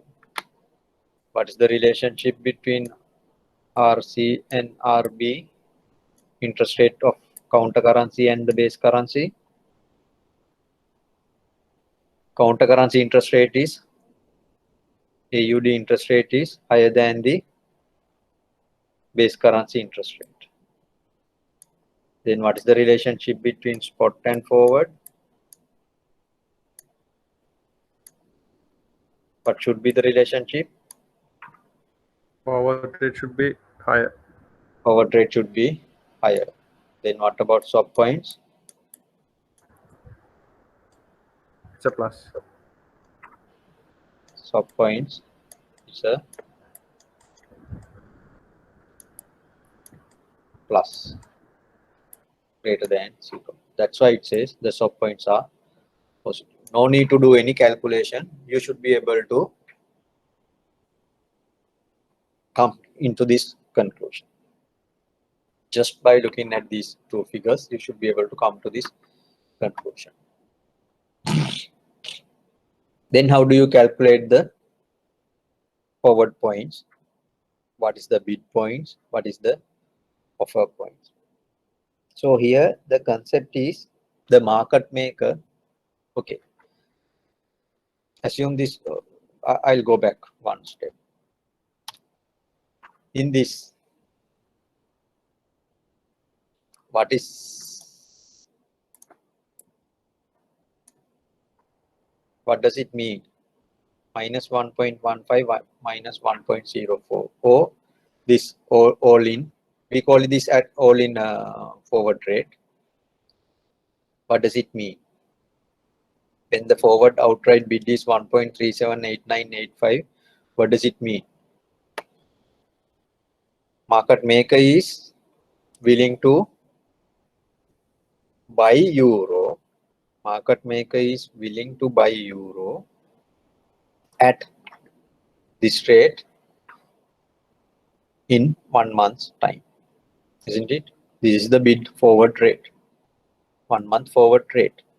So the market maker is willing to buy euro in 1 month's time at this rate.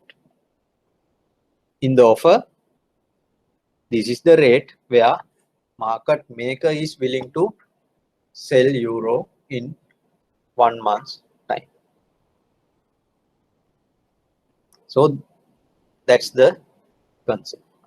In that, these are the applicable swap points or the forward points. These are the points applicable to buy euro. These are the forward points applicable to sell euro. Is it clear? On the bid side, market maker buy the base currency. On the offer side, market maker is selling the base currency. Even in a forward transaction, it is the same. So when it comes to here, so the market maker should quote points assuming that he is going to buy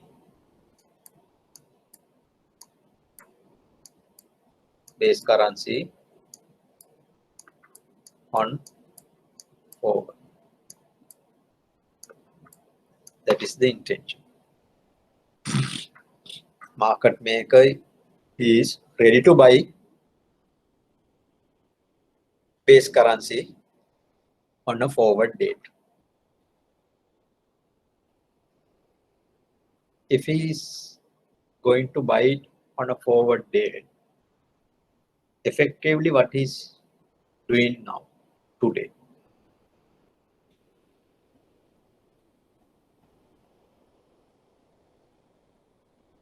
effectively buying base currency forward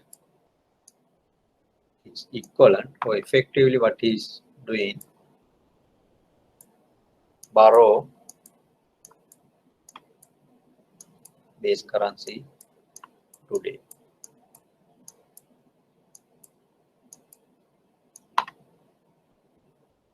He borrows base currency today, sell it today. When I say it's today, on the spot basis. Invest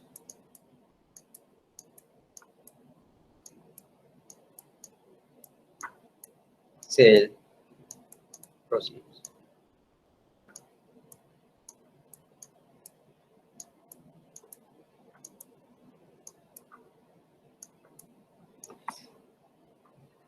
Whenever market maker enters into a transaction to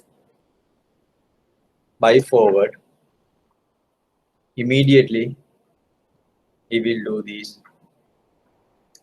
3 transactions. Why? I'll explain it. I use the board to explain it. So excuse me. Yes. Is it possible for you to explain this slide again? Yes, that's what I'm going to do. Okay. Sir. So market maker, you can see the board properly. Yes. Yes, sir. Market maker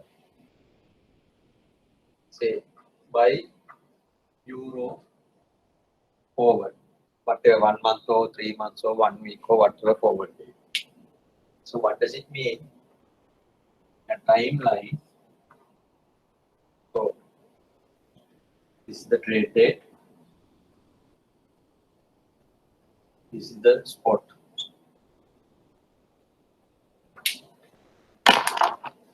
This is the forward.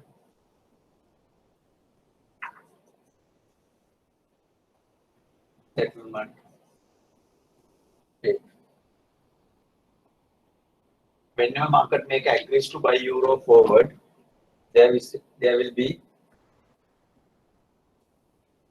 cash inflow in euros and there will be a negative flow in dollars on this day. If he wants to cover that position, what he creates, so say he wants to be zero, his position to be zero on euro. What he should do, he should create a euro outflow and a USD inflow. This is because of the forward trade or the forward transaction. But to nullify this effect, he needs some euro outflows and dollar inflows. One way he can do that, this is a buy transaction, enters into a sell transaction. But it may not immediately. But to avoid this, what he can do, buy means you create an asset. What you have to do, you create a liability. How do you create a liability here? You can create a liability on this day by borrowing euro, or say this is 1 month. This is a 1 month forward. Borrow euro for 1 month. Then after 1 month, there's a obligation, negative flow. So if you buy the same, whatever the amount that he is going to buy here, create an outflow equal to this. Then take the present value of that, you borrow this amount. For the time being, forget about amount, but get the concept. So you borrow euro here, then you create a liability in 1 month.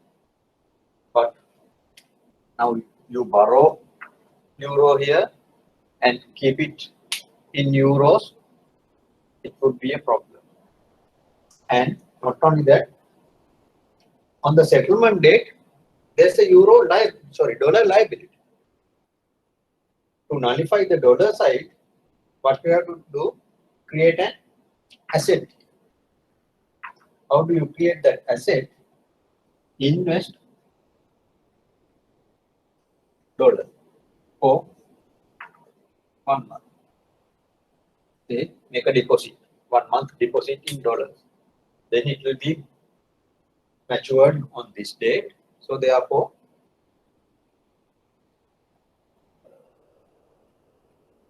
this dollar flows will be cancelled out each other. But to invest dollars, you need dollars. How do you generate that dollar amount? Is sell this euro against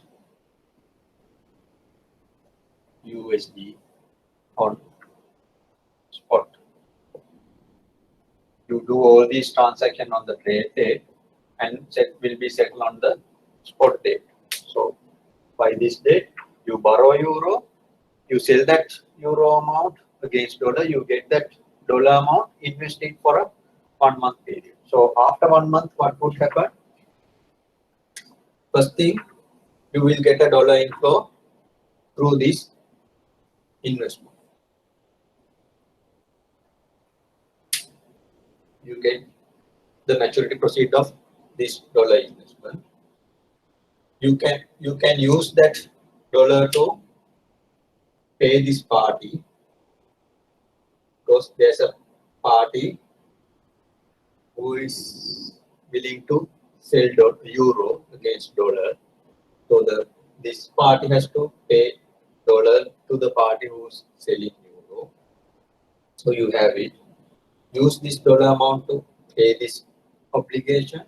When you pay this, there will be an inflow of euros. You get that euro inflow. Use that euro inflow to meet this liability you create. So once you settle everything, if there's any difference in dollars, it will be your profit or loss. That's how it works. So therefore, whenever you quote as a market maker swap points, you have to think about what are the actions that you are going to do. You have to borrow euro and lend dollars. Borrow base currency, lend dollars. Counter currency. With that concept, okay, if you have to borrow euro, which side of the interest rate? 1.5, 1.6. At what rate you borrow euro? 1.5, right? 1.5. 5. Why? So that is not our code. That's not your code. That's the thing. You are a market maker of foreign exchange, but you are not a market maker in Oh, okay. interest rate. So you have to borrow it at 1.6. Yeah, okay.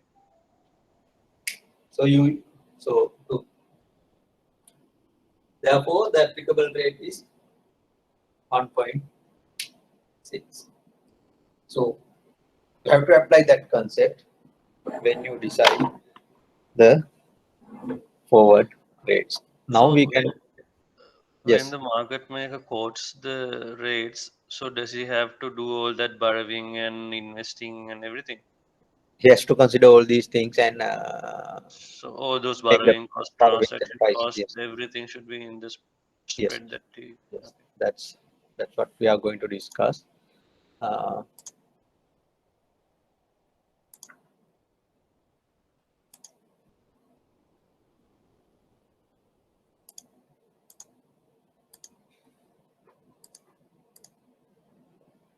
So in this example,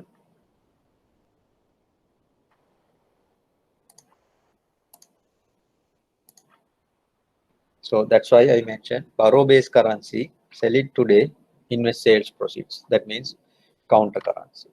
So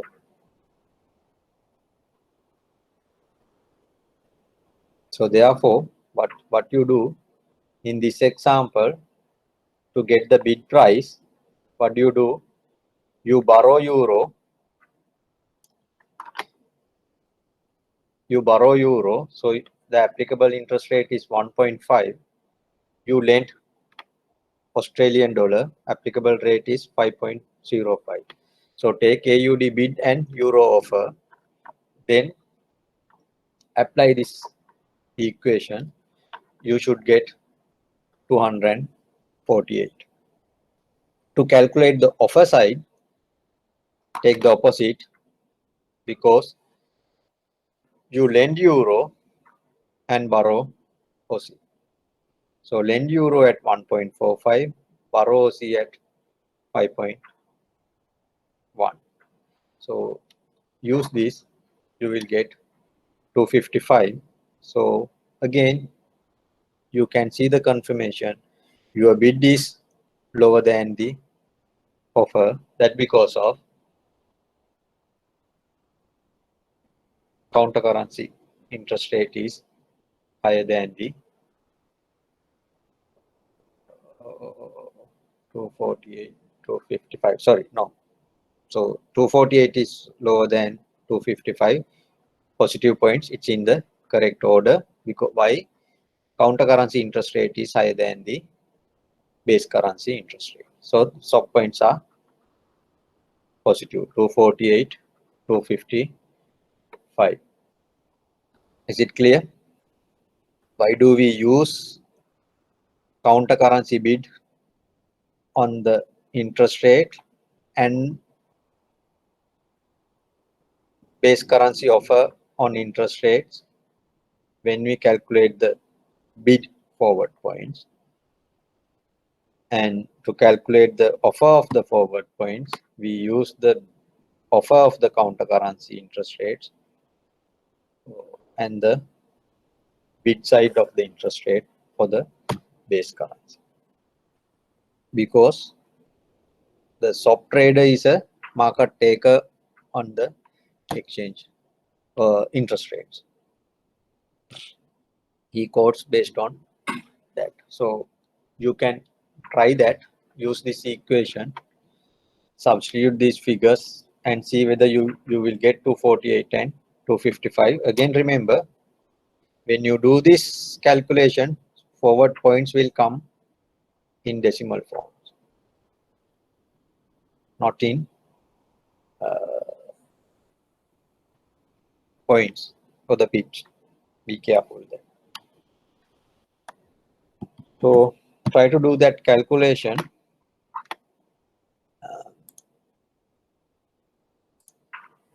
And in the next one also, it's other way around. Aussie dollar, here dollar is the base currency, Aussie is the base currency. You can see base currency interest rate is higher than the counter currency interest rates. So therefore the points are negative. So you should get these points. Still the concept is valid here. Dollar counter currency, we take the bid on the interest rate side. Aussie base currency, we take the offer side of the interest rate. To calculate the offer, take the offer side of the counter currency and take the bid side of the base currency. Same concept. So try it and let me know whether you get the same figures. So now it's almost 11 o'clock. So we'll take a small break here. During the break, if you can, work out these two examples and see whether you can get these figures. Then we'll discuss it and move forward. Is it okay?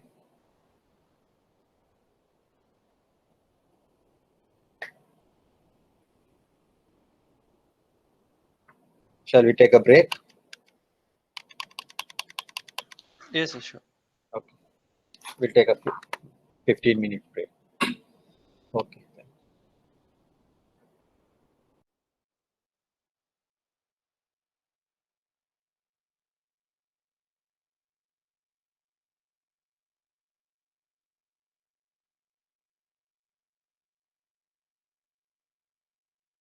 But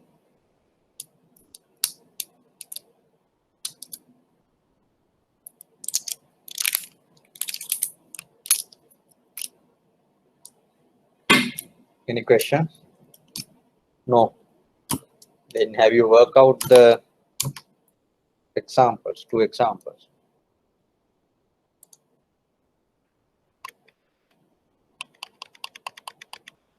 I hope you can see the presentation. Yeah. Yes, sir. So have you worked out these two? Yes, sir.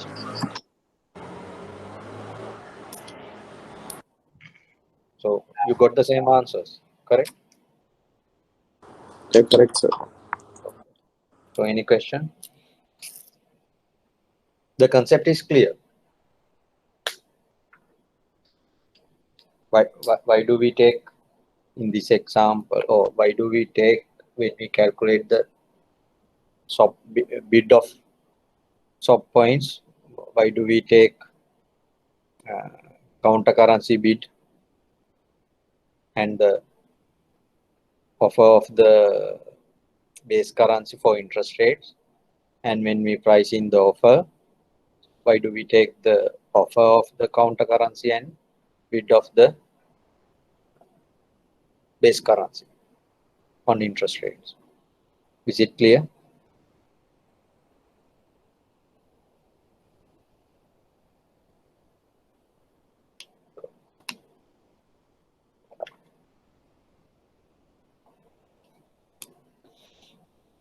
Or you can remember that.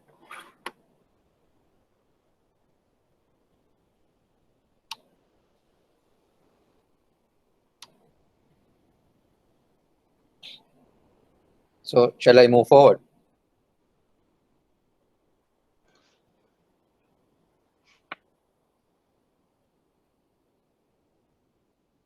If you don't have any questions. The answers are not correct. Answers are not correct. No, I mean, I didn't get this answer. So did you use the figures correct?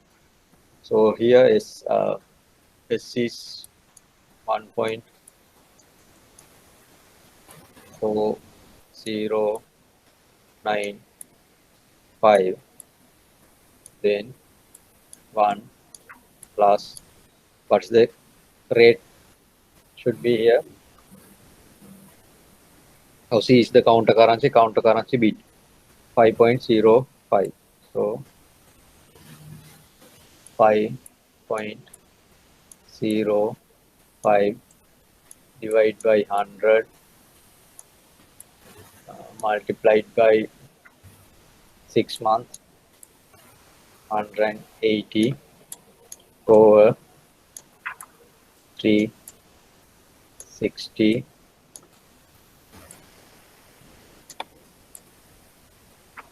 divided by 1 plus offer of euro 1.5 divided by 100 into 180 divided by 360, everything minus 1.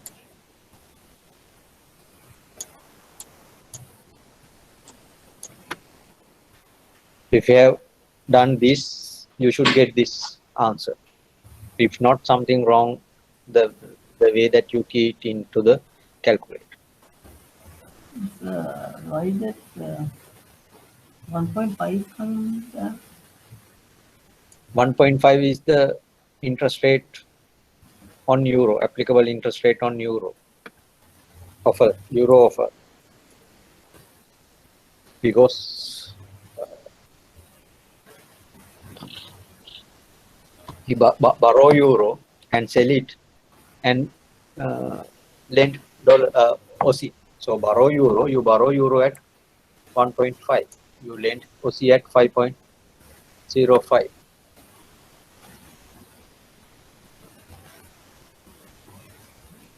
Then to calculate the offer, in that case, you borrow OC and lend euro.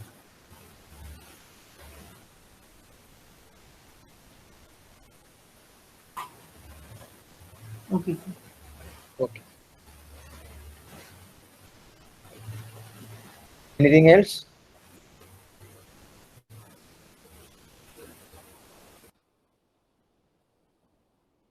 So if not, as I mentioned, in the market generally swap points are quoted without any sign. So 248, 255, you can see small bid and large offer. But in the second example, 225, 220, bid is higher than the offer. In that case, this one indicates negative points.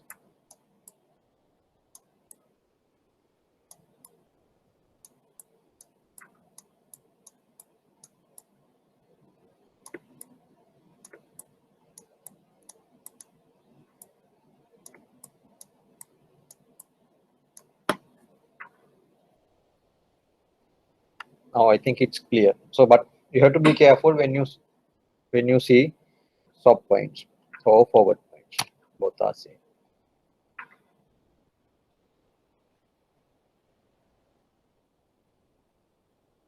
So then, which party pays more or have an expense or incur a cost, or which party earns it? That depends. So these two explains it. If the market taker is trading on high forward points of the quote, so that means in the previous example, if the market taker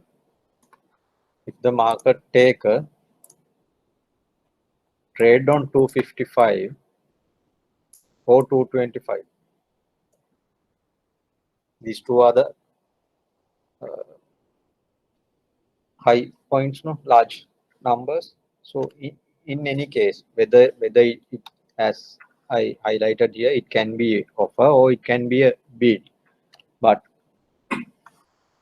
in either case, if the market taker is trading on the high forward points, that reflect it's a cost. He pays that, the market taker pays the points. We say pay the soft points. So on the other hand, if the market taker trade on the low figures, meaning that the market taker earn that points. When you trade on the high points as a market taker, you pay that points. When you trade at the low rates, then it is an earning. That's the concept from the market taker's point of view. Then on the other hand, if the market taker takes or trade on the high forward points, market maker earns it. And if the market taker trade on the low points, then market maker pays it. One party pay, other party receive, earn. So that's the basic concept. So from the market taker's perspective, when you trade on the high side, you pay. When you trade on the low side, you receive that points. That's the basic concept. So just to get some understanding, we'll do one example. I think it would be better.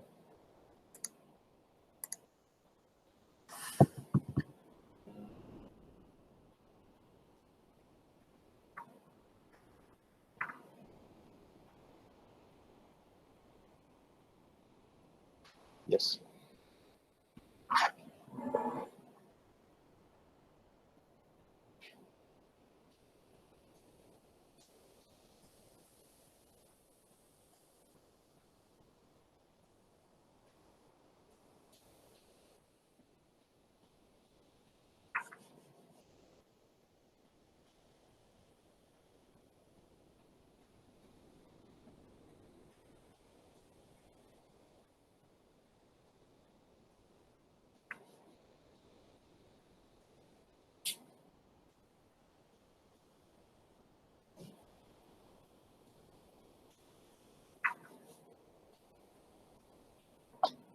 We'll consider the previous two examples.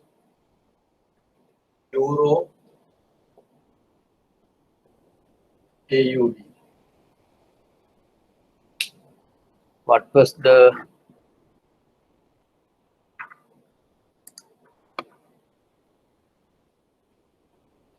Euro AUD spot rate is 1.4095.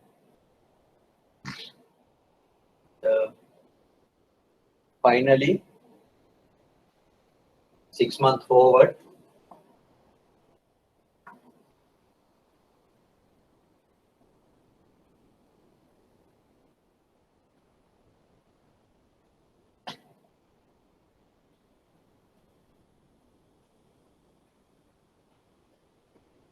to 48 to 55.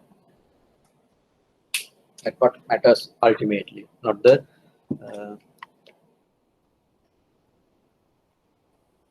not any interest rates or the anything else. So this is the spot rate. This is 6 month forward. Then what is 6 month forward rates? What are the all-in rates?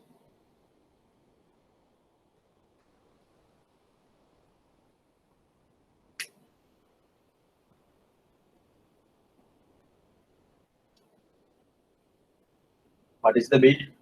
What's the offer? 6 month forward rate.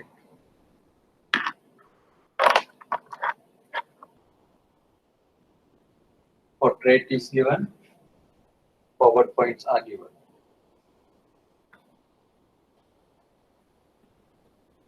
What is the 6 month two-way call?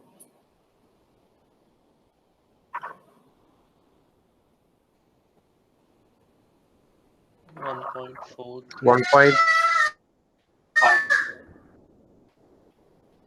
1.4343 4 4343 4343 1.435. 1.435. Is it correct?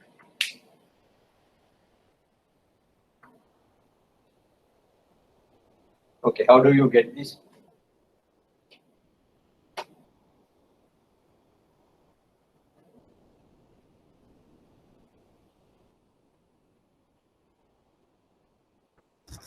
The 248 divided by 10,000.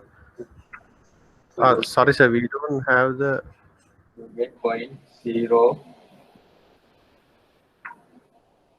2 48. 8.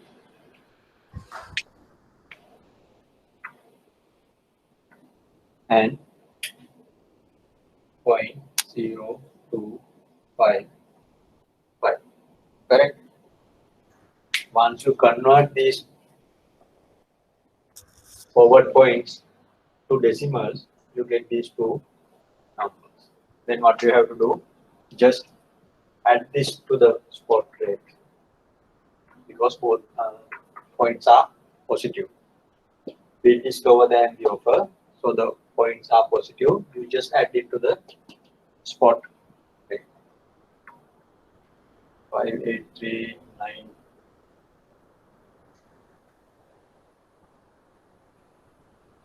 Okay, this is okay.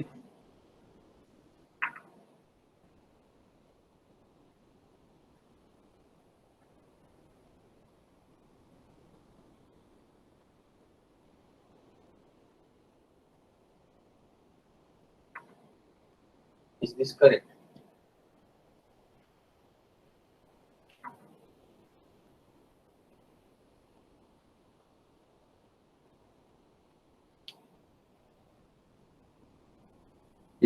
Is this offer correct?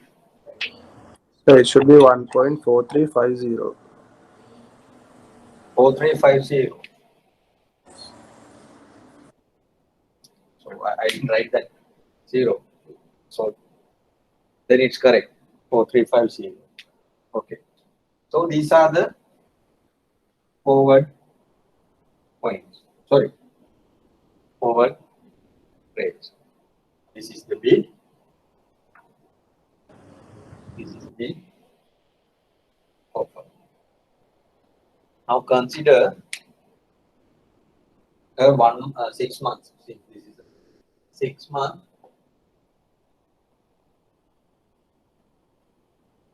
So buy sell. As a market taker. As a market taker, you entered into a swap transaction, 6 months of transaction to buy say euro 1 million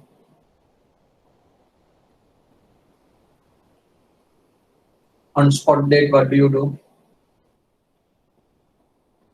So this is as market maker. I hope you can see. We can't see the corner side, sir. You can't see that.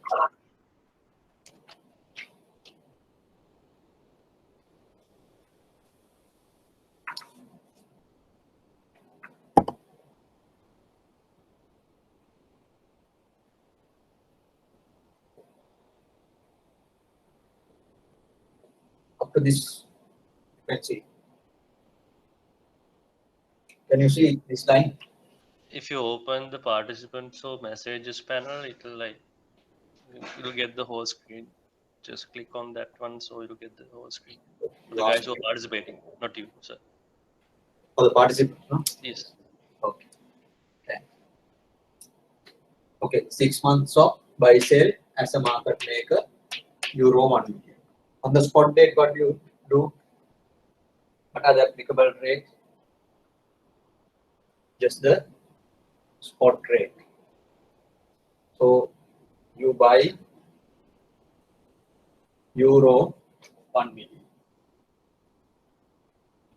and you pay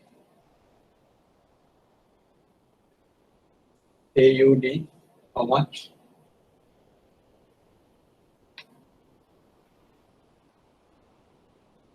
What's the amount that you pay to buy euro 1 million against OC? 1.4095 into 1 million. Then you get 14095. Clear? On the spot date, you buy euro 1 million, pay Australian dollar 1.409. That means 1,409,500 Australian dollars, because the applicable rate is spot rate. On the far leg, that means after 6 months, what do? You do the reverse. Sell euro 1 million. There's no change in that amount. You buy euro 1 million on spot and you sell the same after 6 months time. What is the applicable exchange rate now?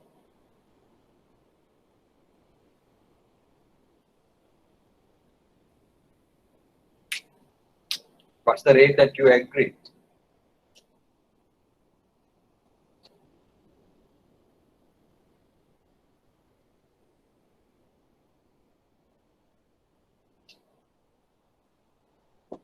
These two. At what rate you do the trade? Or either these two or these two.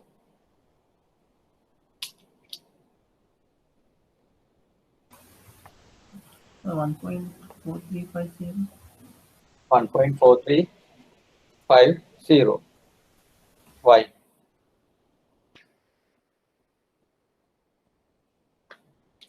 Remember, you are a market. Yes, I said it. You are a market maker.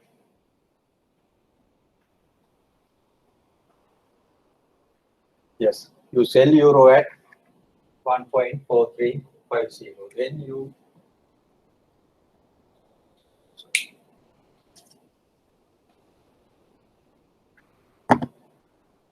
1.4350. Then the amount in Australian dollar you pay,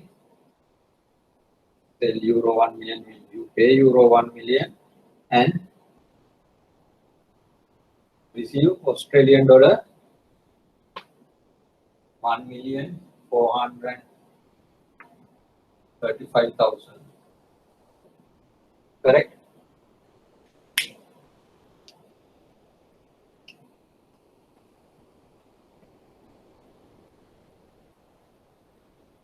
Is it correct? This amount?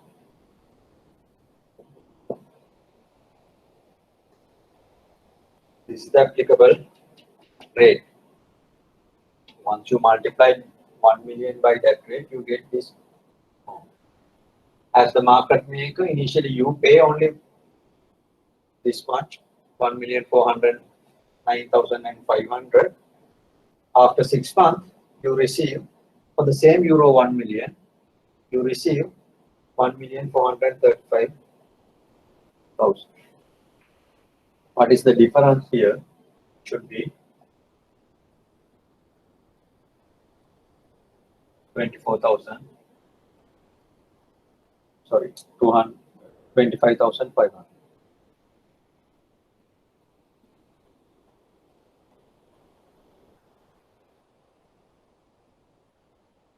What's the difference?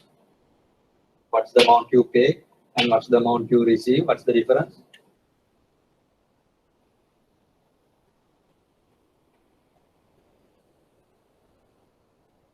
$25,500, which is same as multiplying this by 1 million.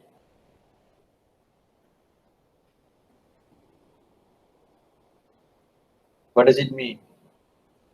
As a market trader, as a market maker, you trade on this high points, you receive it. You receive that. On the other hand, so market taker trade on that high points and he pays that. Is it clear?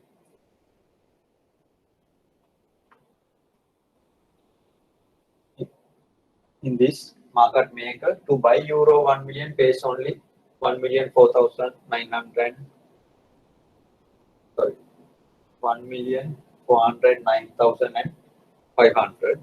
To buy euro 1 million. After 6 months, the market maker able to sell the same euro 1 million at 1,435,000 Australian. So the difference he receives. That's why we say whenever market maker trade on the high figure, he receives it. On the other hand, if the market take a trade on the high figure, he pays it. Is it clear?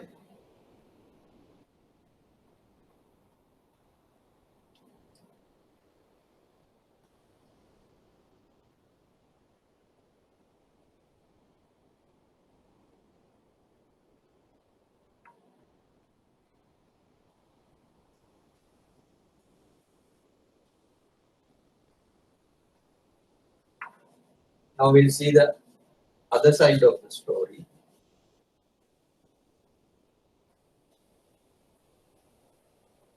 Still, I consider market makers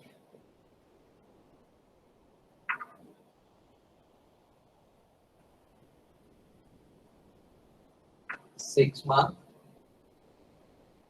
sell buy. 6 months sell buy. So spot date, what the market maker does, sell. So he sell euro 1 million and receive AUD. What's the amount that he's going to receive? 1,409,500. After 6 months, parlay. So is this market taken out? No, from the market maker. Okay. But earlier I did buy sell. Now I'm going to do a sell buy. Okay. So, parlay, that means after 6 months, what the market maker does,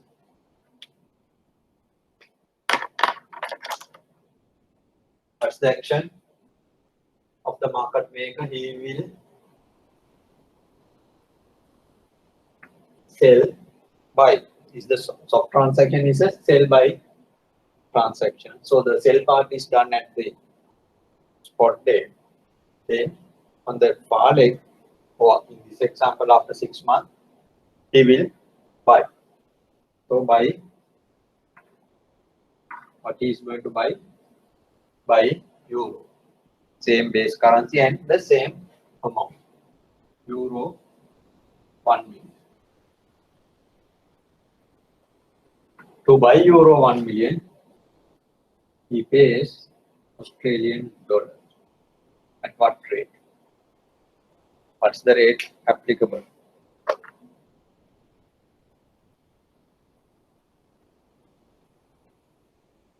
We pay at 1.4343. So therefore, the amount he receives.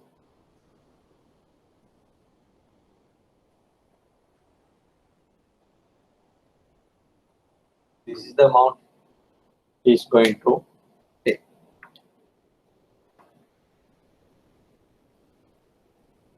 Correct?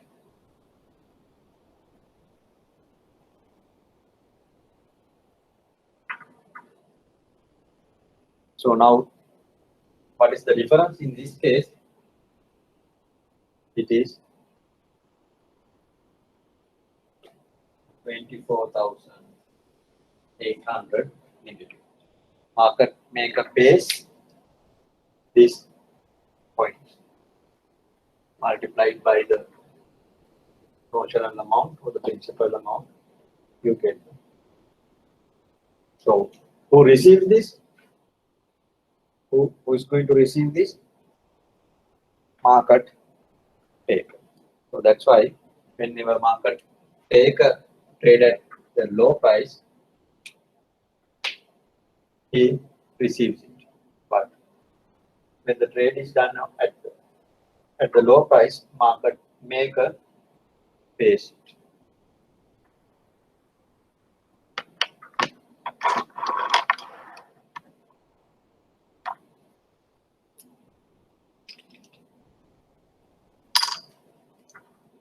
Any question?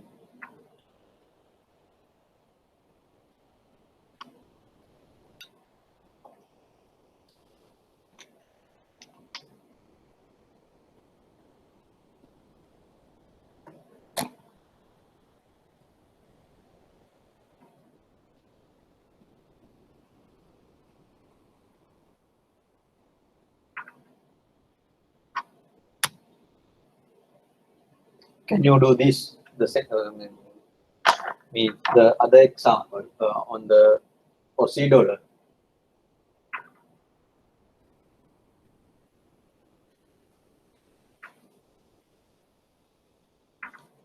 So is market maker is bull and market taker is bear. Sorry, market maker is Bull and market taker is bear. Is that correct? Or is there any connection between them? for the market. That depends. That depends on why the market taker is doing this trade. Whether the market maker is bull or bear, you cannot decide. Market maker has to make a quote, then to trade on that quote is a decision taken by the market taker. Whether to see market maker is a bullish or bearish, we have to compare with the other market quotes. Where are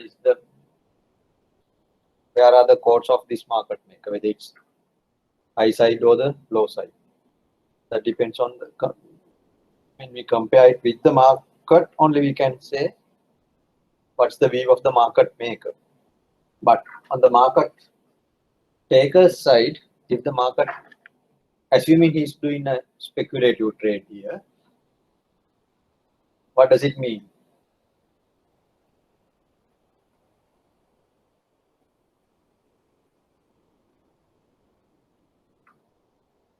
Why he is willing to, in this case, from the market taker's point of view, this is the amount that market taker is going to receive.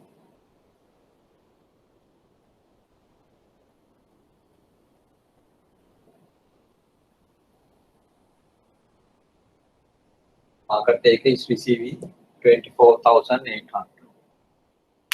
Why he is happy to take this? 248, 248, 255. When the rates are at 248 and 255, market taker is happy to trade at 248. Why? And he is receiving this number of points. He is receiving. Why he is happy to do that? If he is a speculator, he thinks in the future these soft points will go down further. 248, 255. If it goes down to 240, 250, what would happen? Whatever the amount that could have earned by the market taker would be low.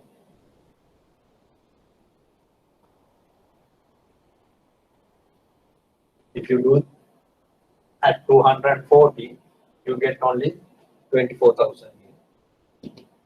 Ultimate answer to 24,000. That means he is getting lower amount. So that is that may be the market taker's view. He may think forward points will go down near future. Forward points to go down in this instance, in the euro OC dollar story, what should happen? Forward points to go down, what should happen? 248, 240, 255, 250. To go down this, what should happen?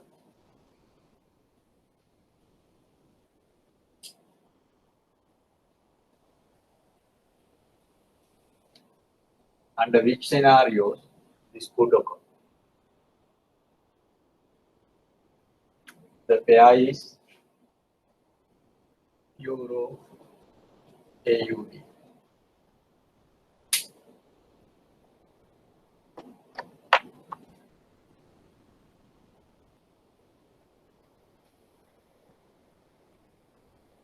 There are two possibilities. What are those? Either this happen or this to happen. Soft points or the forward points to go down. What are those?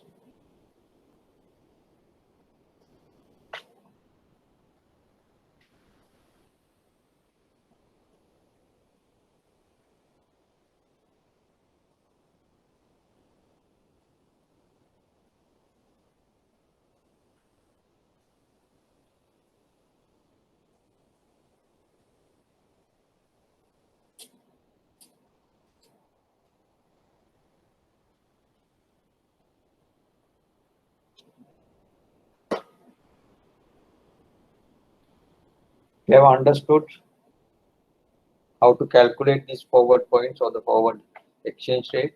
You should be able to answer this.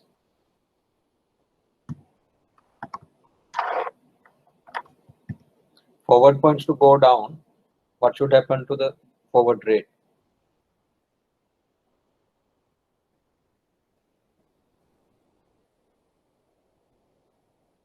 Assuming spot remains same.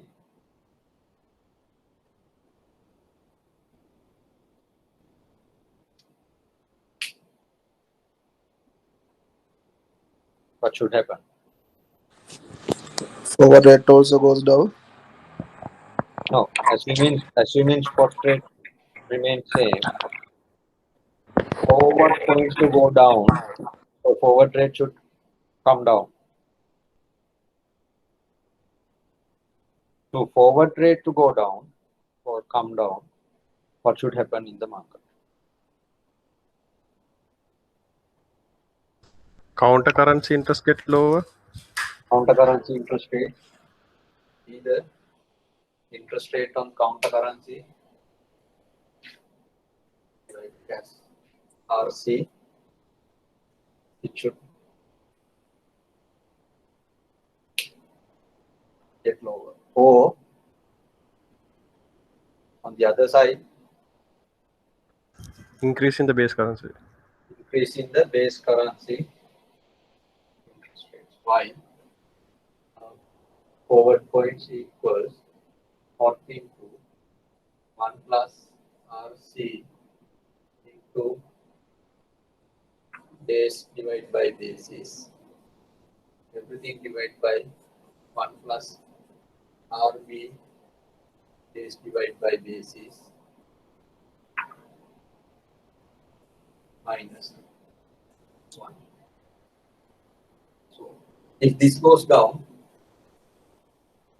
assuming all other remain same, this will go down. Or either if this goes up, the division you divide by a large number, then this go. So it may be a combination of these. While counter currency interest rate is getting low, base currency interest rate going up. Both can happen. Or one or the other. So in this instance only, this can happen. So for whatever reason, in the previous example, if the market taker agrees to trade at this level, however, for whatever reason, whether counter currency interest rate going down or the base currency interest rate going up or combination, due to a combination of this, the market taker expect forward points to trade low in the future. That's why he enters into this transaction, assuming he is a speculator. But the intention of doing this trade may be not to speculate, but to hedge his position. In that case, when you hedge, you don't worry about future movements. Not that much. So you think about your exposure and hedge that position. Is it clear? And remember, in the swap transactions, you don't worry about spot rate, but you worry about interest rates. So basically, this effects of are used to trade interest rate. Interest rates between among two countries of two currencies. So that's why they both worry about top points. If you ask a price for a swap, they won't quote spot rate. They will straight away quote swap points. Whenever you agree on the swap points, you don't want to have to worry about the spot rate. Whatever the spot rate, the amount you receive or pay would be okay. It's based on the interest rate difference.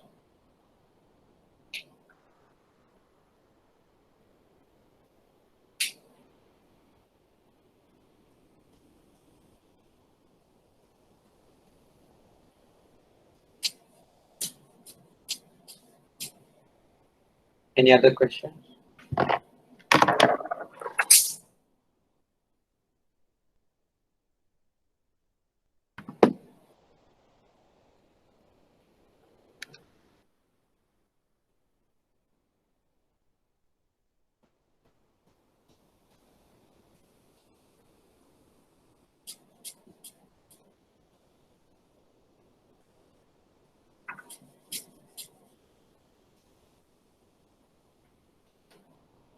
Okay, we'll take the Aussie dollar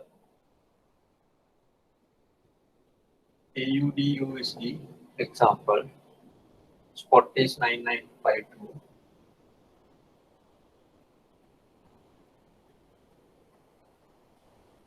Six-month points are 225, 220.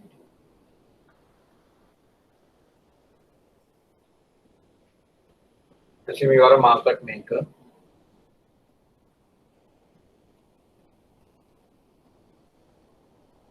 You do a buy sell.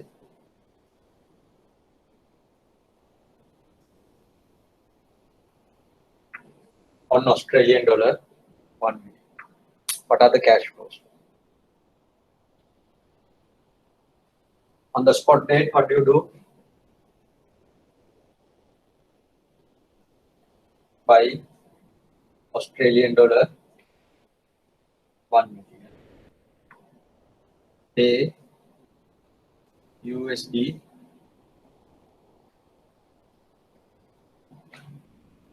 995,200. In 6 months, what do you do? It's a buy sell. So on the forward leg, you sell AUD 1 million. At what rate?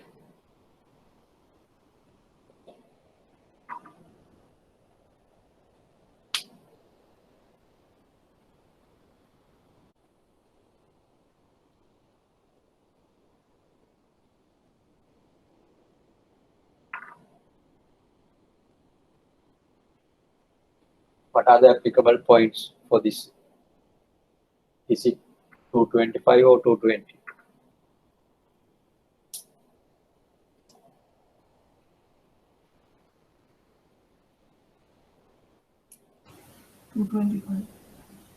Two 220. 220. Can you both explain your answers? Why 225? Why 220?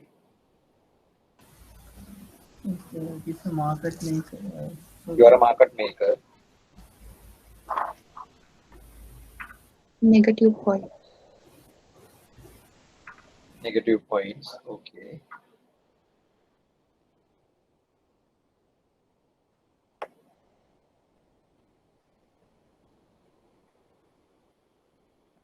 So those two are facts. You are a market maker and the points are negative. Both are two facts given in this example. My question is, what is the applicable trade? Whether it's 225 or 220. You are doing a buy sell transaction as the market maker. 225, sir. 225. Why? Because we are buying me there. We have to take the we are selling me. We have to take the market maker's rate. You are the market maker. Because that is not our quote, sir. No, this is your quote. 225, 220 your quote. Market maker. You are the market maker. 225, 220 your quote.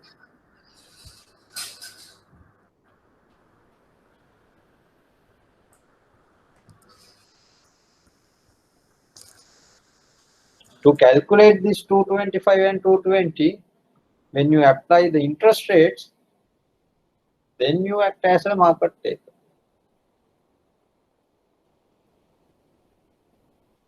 But once you factor that into the quotes, this is your price. You quote this to the market, 225, 220. So at what rate? You do the second leg.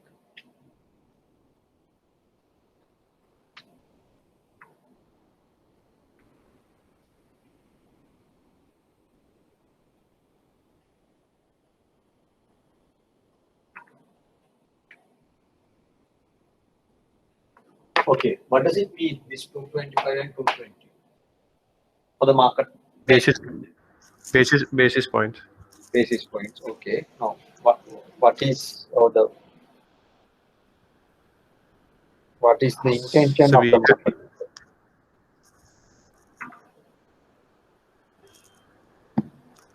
Two 225 and 220 is in pips. That's correct. yeah. But what the market maker is going to do at these rates? So he's willing We're to going to willing to buy 225, willing to buy at 225 by when? forward rate, On forward the date. forward date. On the forward date, he's willing to buy at 225.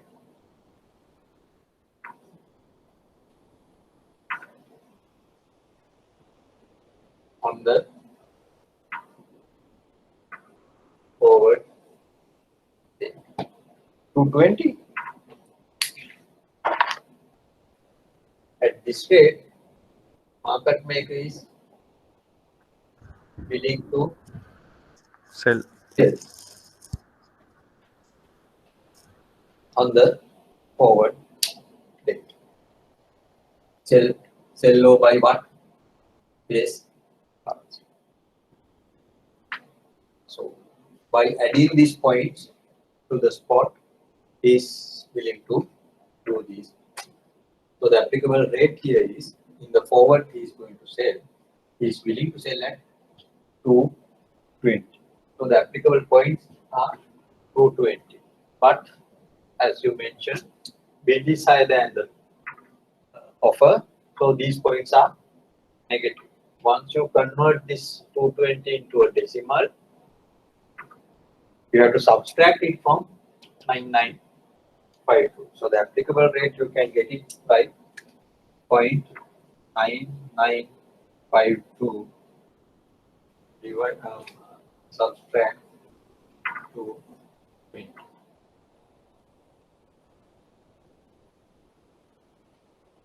The applicable rate would be 0.9732.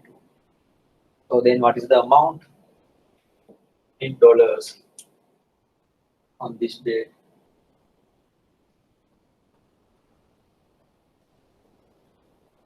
What's the amount of dollars that he is going to receive when he is selling Australian dollar 1 million?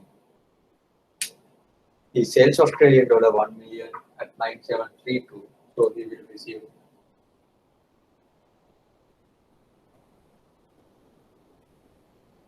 $973,200. What's the amount he pays? 995 and 200. So the difference is 22,000. So the market maker loses or incur a cost of $22,000. So market maker pays it. So again, the same concept. When you trade at the low points, market maker pays it. Market taker receives it.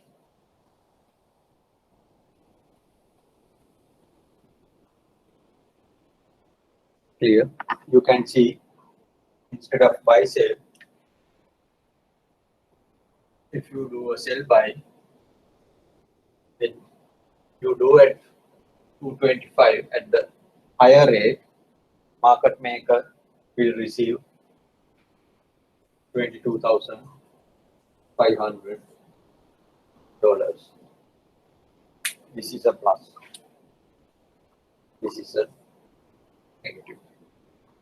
You, as a market maker, you trade at the high rate, you receive it. As a market maker, you trade at the low rate, you pay it. The opposite is true for the market taker. Clear?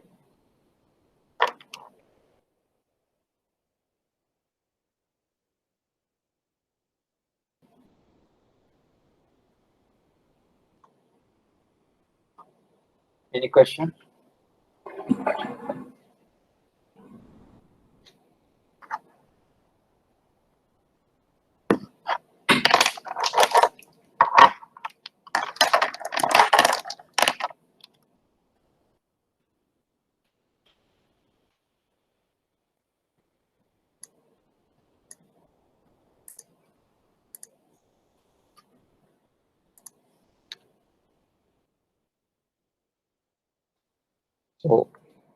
So far we discussed about forward transactions, which means the settlement date falls beyond the spot date.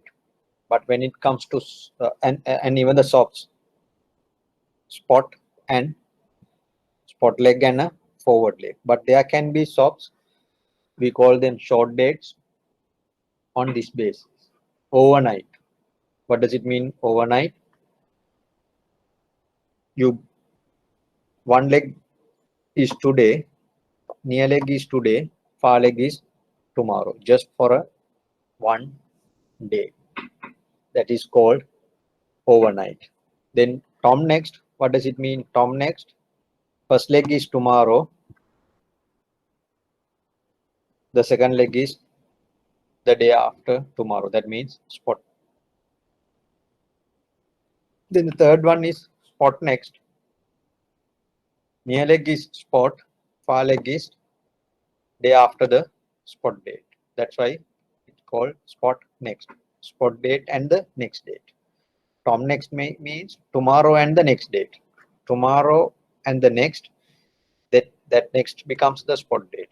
But in this spot next, first leg is on the spot, then the second leg is the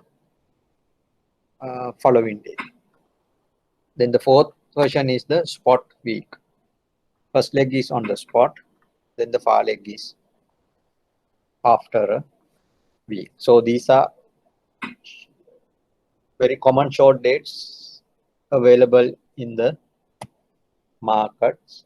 For the time being, just remember that there are these short dates, swaps, and what does it mean by overnight, Tom next, spot week. I think I discussed this even in money markets. But how to do the adjustment, so points adjustment to price these, we will discuss it later. The answer, this is forward. This was explained earlier. So when someone asks about whether the first leg of the swap transaction, should it be on the spot or can it be any other date? Yes. In general, need not to be on the first leg. First leg need not to be on the spot date. Even in this overnight Tom next, you can see first leg doesn't fall on the spot date. Even the second leg before the spot date in some of the, especially on the overnight transaction. So likewise, you can go forward. First leg of the swap transaction is also a forward date. Second leg of the transaction is also fall on a forward date. So in this example, assume today is at April 15th, then the spot would be April 17th. If you trade the Euro USD 3x6 forward swap, what will your two value dates be? So the forward first leg will fall after 3 months, and the second leg would be after 6 months. So the near date is 3 months from spot, July 17th, because spot date is April 17th. After 3 months, April, 3 months of May, June, and July. So the first leg will fall on July 17th. The far date is 6 months from spot. Remember, it's not from the second leg, first leg. It's from the spot date. 3 into 6, 3 months from the spot date, 6 months from the spot date. So the second leg falls on October 17th. in between two legs, there are only 3 months. However, when we quote forwards, this is the convention to quote that. From the beginning of the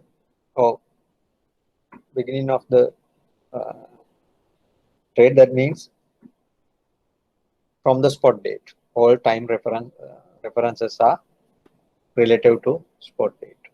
How many days from the spot? 3 months and 6 months from the spot date. So these are forwards. So no need to be in months. Everything, it may be in days. 7 days and 14 days.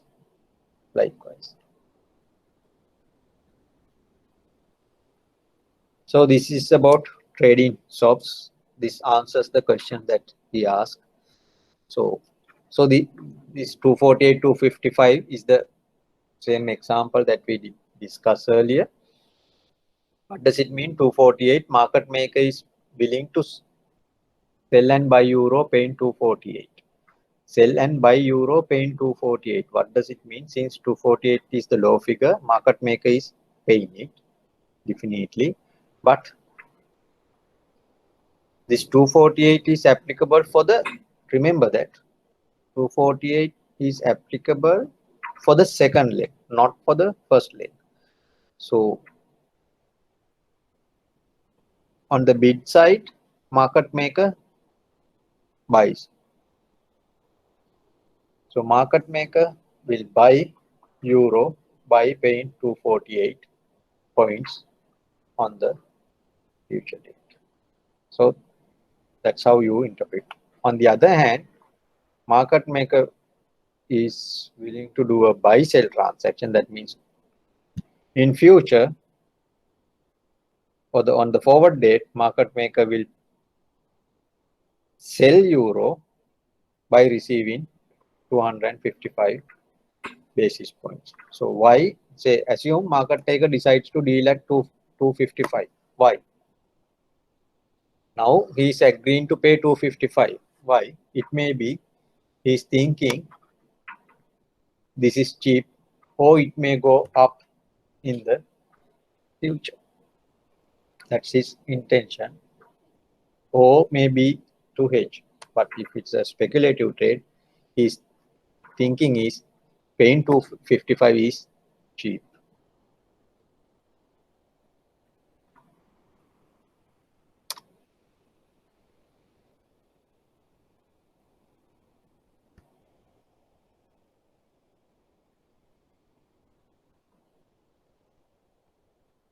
So in the again trading FX ops, assume bid size. We trade on the bid size. On the bid side, what does it mean? This in these points, this 248 or the bid side always talk about the forward leg, not the near leg. So market maker is willing to buy on the forward date.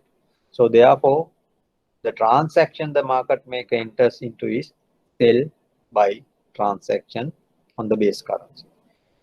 Market maker is willing to sell base currency near leg and buy the base currency in the far leg. The opposite is true for the market taker. Market taker buy base currency near leg and sells base currency in the far leg. Whether you pay as the market maker, whether you pay or receive or pay or earn the points, that depends on whether points are positive or negative. You are the market maker, points are positive, you trade on the bid. What does it mean? You pay the points. If the points are negative, you trade on the bid as a market maker, you earn the points. The opposite is, or the reverse is true for the market taker. So this is a summary of what I explained with the two different examples, Euro, Australian dollar and Aussie USD trades. So here also there's an example. This is on dollar Mexican peso. Mid spot rate is this given. 3-month forward points are given. So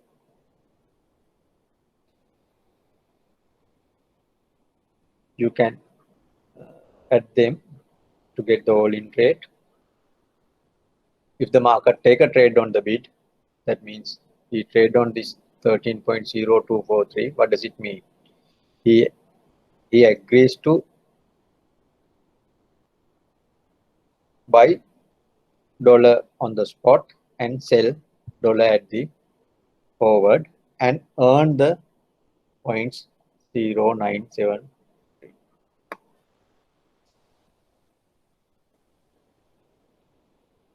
If the party market trigger, this is another example in euro dollar. Midpoint is given, forward points are given. So if the market take a trade on the bid 3.6 or 37884, what does it mean? Market taker is buying euro on the spot and selling euro at the forward. And 3.6, 2.5, you can see points are negative or positive? Negative. Negative. So when the points are negative, you trade on the bids. So you pay swap points. As a market taker, whenever you do a trade on the high side, you pay. Here as a market taker, you do on the bid. That's the, in this case, the high side. You pay swap points. But in the previous example, you trade on the low side. Positive points, bid is the low side. Market taker earns the swap points. So here it is other way around. If we consider the offer side, again we always refer to the forward trade, not the near leg. So then in this, market maker is doing a buy sell based currency, and market taker does a sell buy trade. Again, market maker will earn positive points if the trade is done on the offer side, and market maker will pay the negative points if the trade is done on the offer side. The reverse is true for the market taker. Whenever market maker earn, market taker pay. Market maker pay, market taker earn. So again, there are two examples, the same figures. Now the market taker trade on the offer. 973, 998. 998 is high. So market taker pays the swap points and he is agreeing to buy in the future, sell on the spot, sell dollar on the spot and buy dollar at the forward by paying swap points.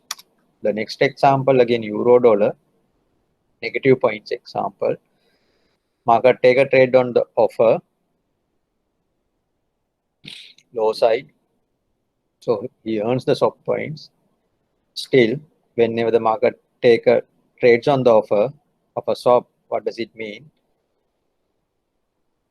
Market taker is buying in the or at the forward, selling at the spot. So sell euro on spot and buys euro at the forward.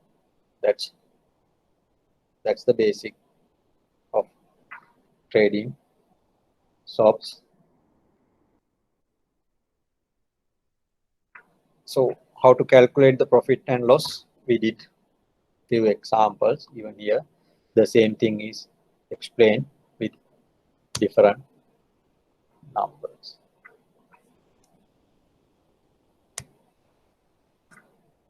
But in these examples, only thing is we can consider two different cases. Say, in this examples, I have considered you do a buy sell transaction, and after some time you do the reverse sell buy, just to take the difference between the stop points when the market moves. What is the profit or loss that you can earn that when you do these two different stock trades, the spot might have moved. So therefore, it is discussed under two scenarios. First one is when the same spot price is there. In the second one, when the different spot prices are there. So I think it's better to stop here. You just revise what we discussed so far up to this point. Then next week I'll explain this. When I explain this, we can again do a small revision on the SOPs as well. Then you will refresh your knowledge on SOPs, and we can carry on this. There's not that much. Few slides in this presentation. Then we can move on to the short date, how to do the adjustment on the short dates, and the last one on the FX before we do risk management on the FX side is the arbitrage. How do we identify arbitrage and how do we trade on arbitrage? Remember, to discuss those, you have to have a good understanding about base currency, cross currency, how to calculate present value, future value to price futures, forwards. You need that, and the basics of forwards and stop points, negative stop points, whether you add those, deduct. What do you mean by buy sell for stop or a sell buy forward? All those things. So during this week, I know it's a festive season for you, most of you, but pay some time to revise this and come up with the fresh knowledge or fresh mind in the next week. So we'll have classes next week.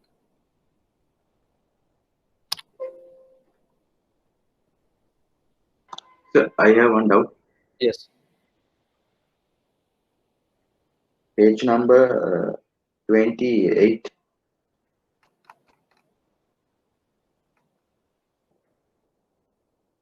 Yes, this is the one.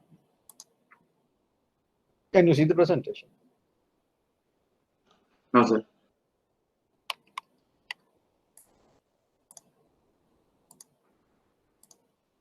This is the one. Yes. In this one, the decimal answer is 0.0069. So if we multiply from 10,000 only, we can get 69 points. So we have to multiply from 10,000. Yes. Decimal to How points, can we? you multiplied by 10,000. Points to decimal, you divide by 10,000. Sure, some in other two examples we multiply by 100. So Yes. how can we decide what is the exact 1,000 or 100 or 10,000? Can someone answer that question?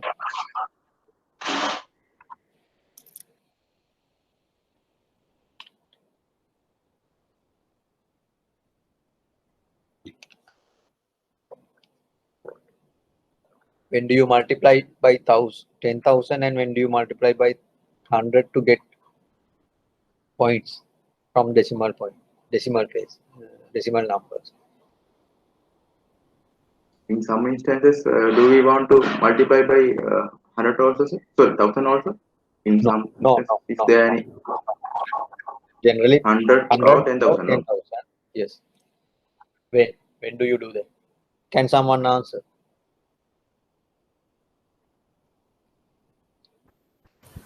When there are 4 points, we divide multiply by 10,000. If there are only 2 points, that means 1.36 or something like that. We increase or divide by 100. Yes, correct. But I'll make a small correction there. When there are 4 decimal places in the exchange rate, not the points, 4 decimal places, then we use 10,000. When there are only 2 decimal places in the exchange rate, we use 100. So there are currencies like dollar, rupee, Indian rupee, Japanese yen. Most of these are quoted only for up to 2 decimal places. That's the convention. So for those currencies, we use 100. For others like euro, CHF, Canadian dollar, Australian dollar, New Zealand dollar, most of these are quoted for 4 decimal places. For those, we use 10,000. That's correct. Okay, sir. Thank you. What I can infer is either you have not paid or you were not in the class at that time when I explained this, or you have not paid the, pay your attention properly. That's what I can infer through this that question. Because even today I explained that maybe this is 3rd or 4th time.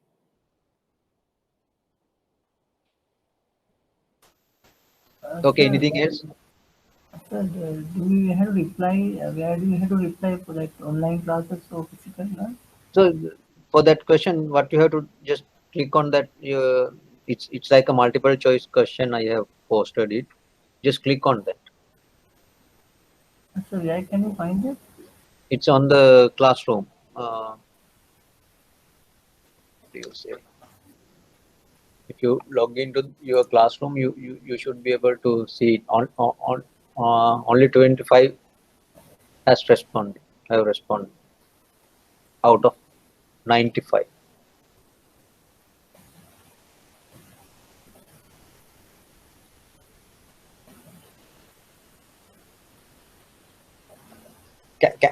Can someone explain how where you can see that question, because it's definitely, I think, probably somewhere else. If we It's log in the into Google Google Classroom. Classroom, We are logged into the there's a Google dashboard. Classroom. Yeah, if you go to the classwork tab or even in stream tab, you have yeah, it says online posted new question. Would you prefer to what would you prefer to have? So click on that, and then you can give your suggestion and click turn Suggestion. in. Yes. Yeah.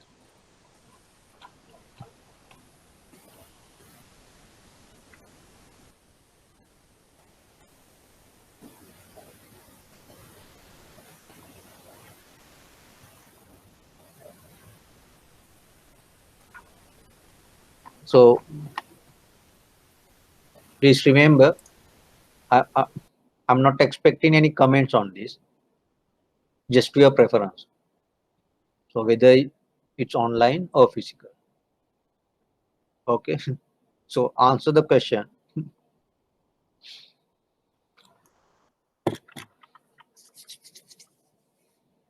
Okay. Anything else?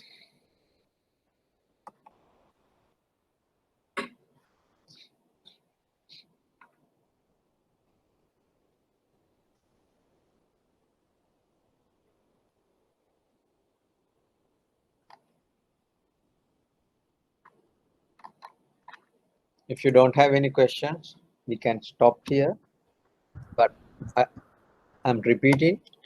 So before you come to the class next week, please revise what we learned today. You have to have some idea on what we learned today.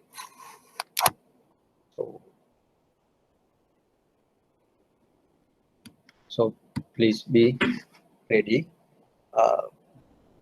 If you skip this next week, so it won't help you. can say I don't have time to review this and come back next week, so I'll skip the next class. So you will lose bit difficult things, so you will fall into trouble. But I'm not saying you the only way you can learn by attending this class. If you are willing to read books or any other source and get, that's fine. Totally agree with that.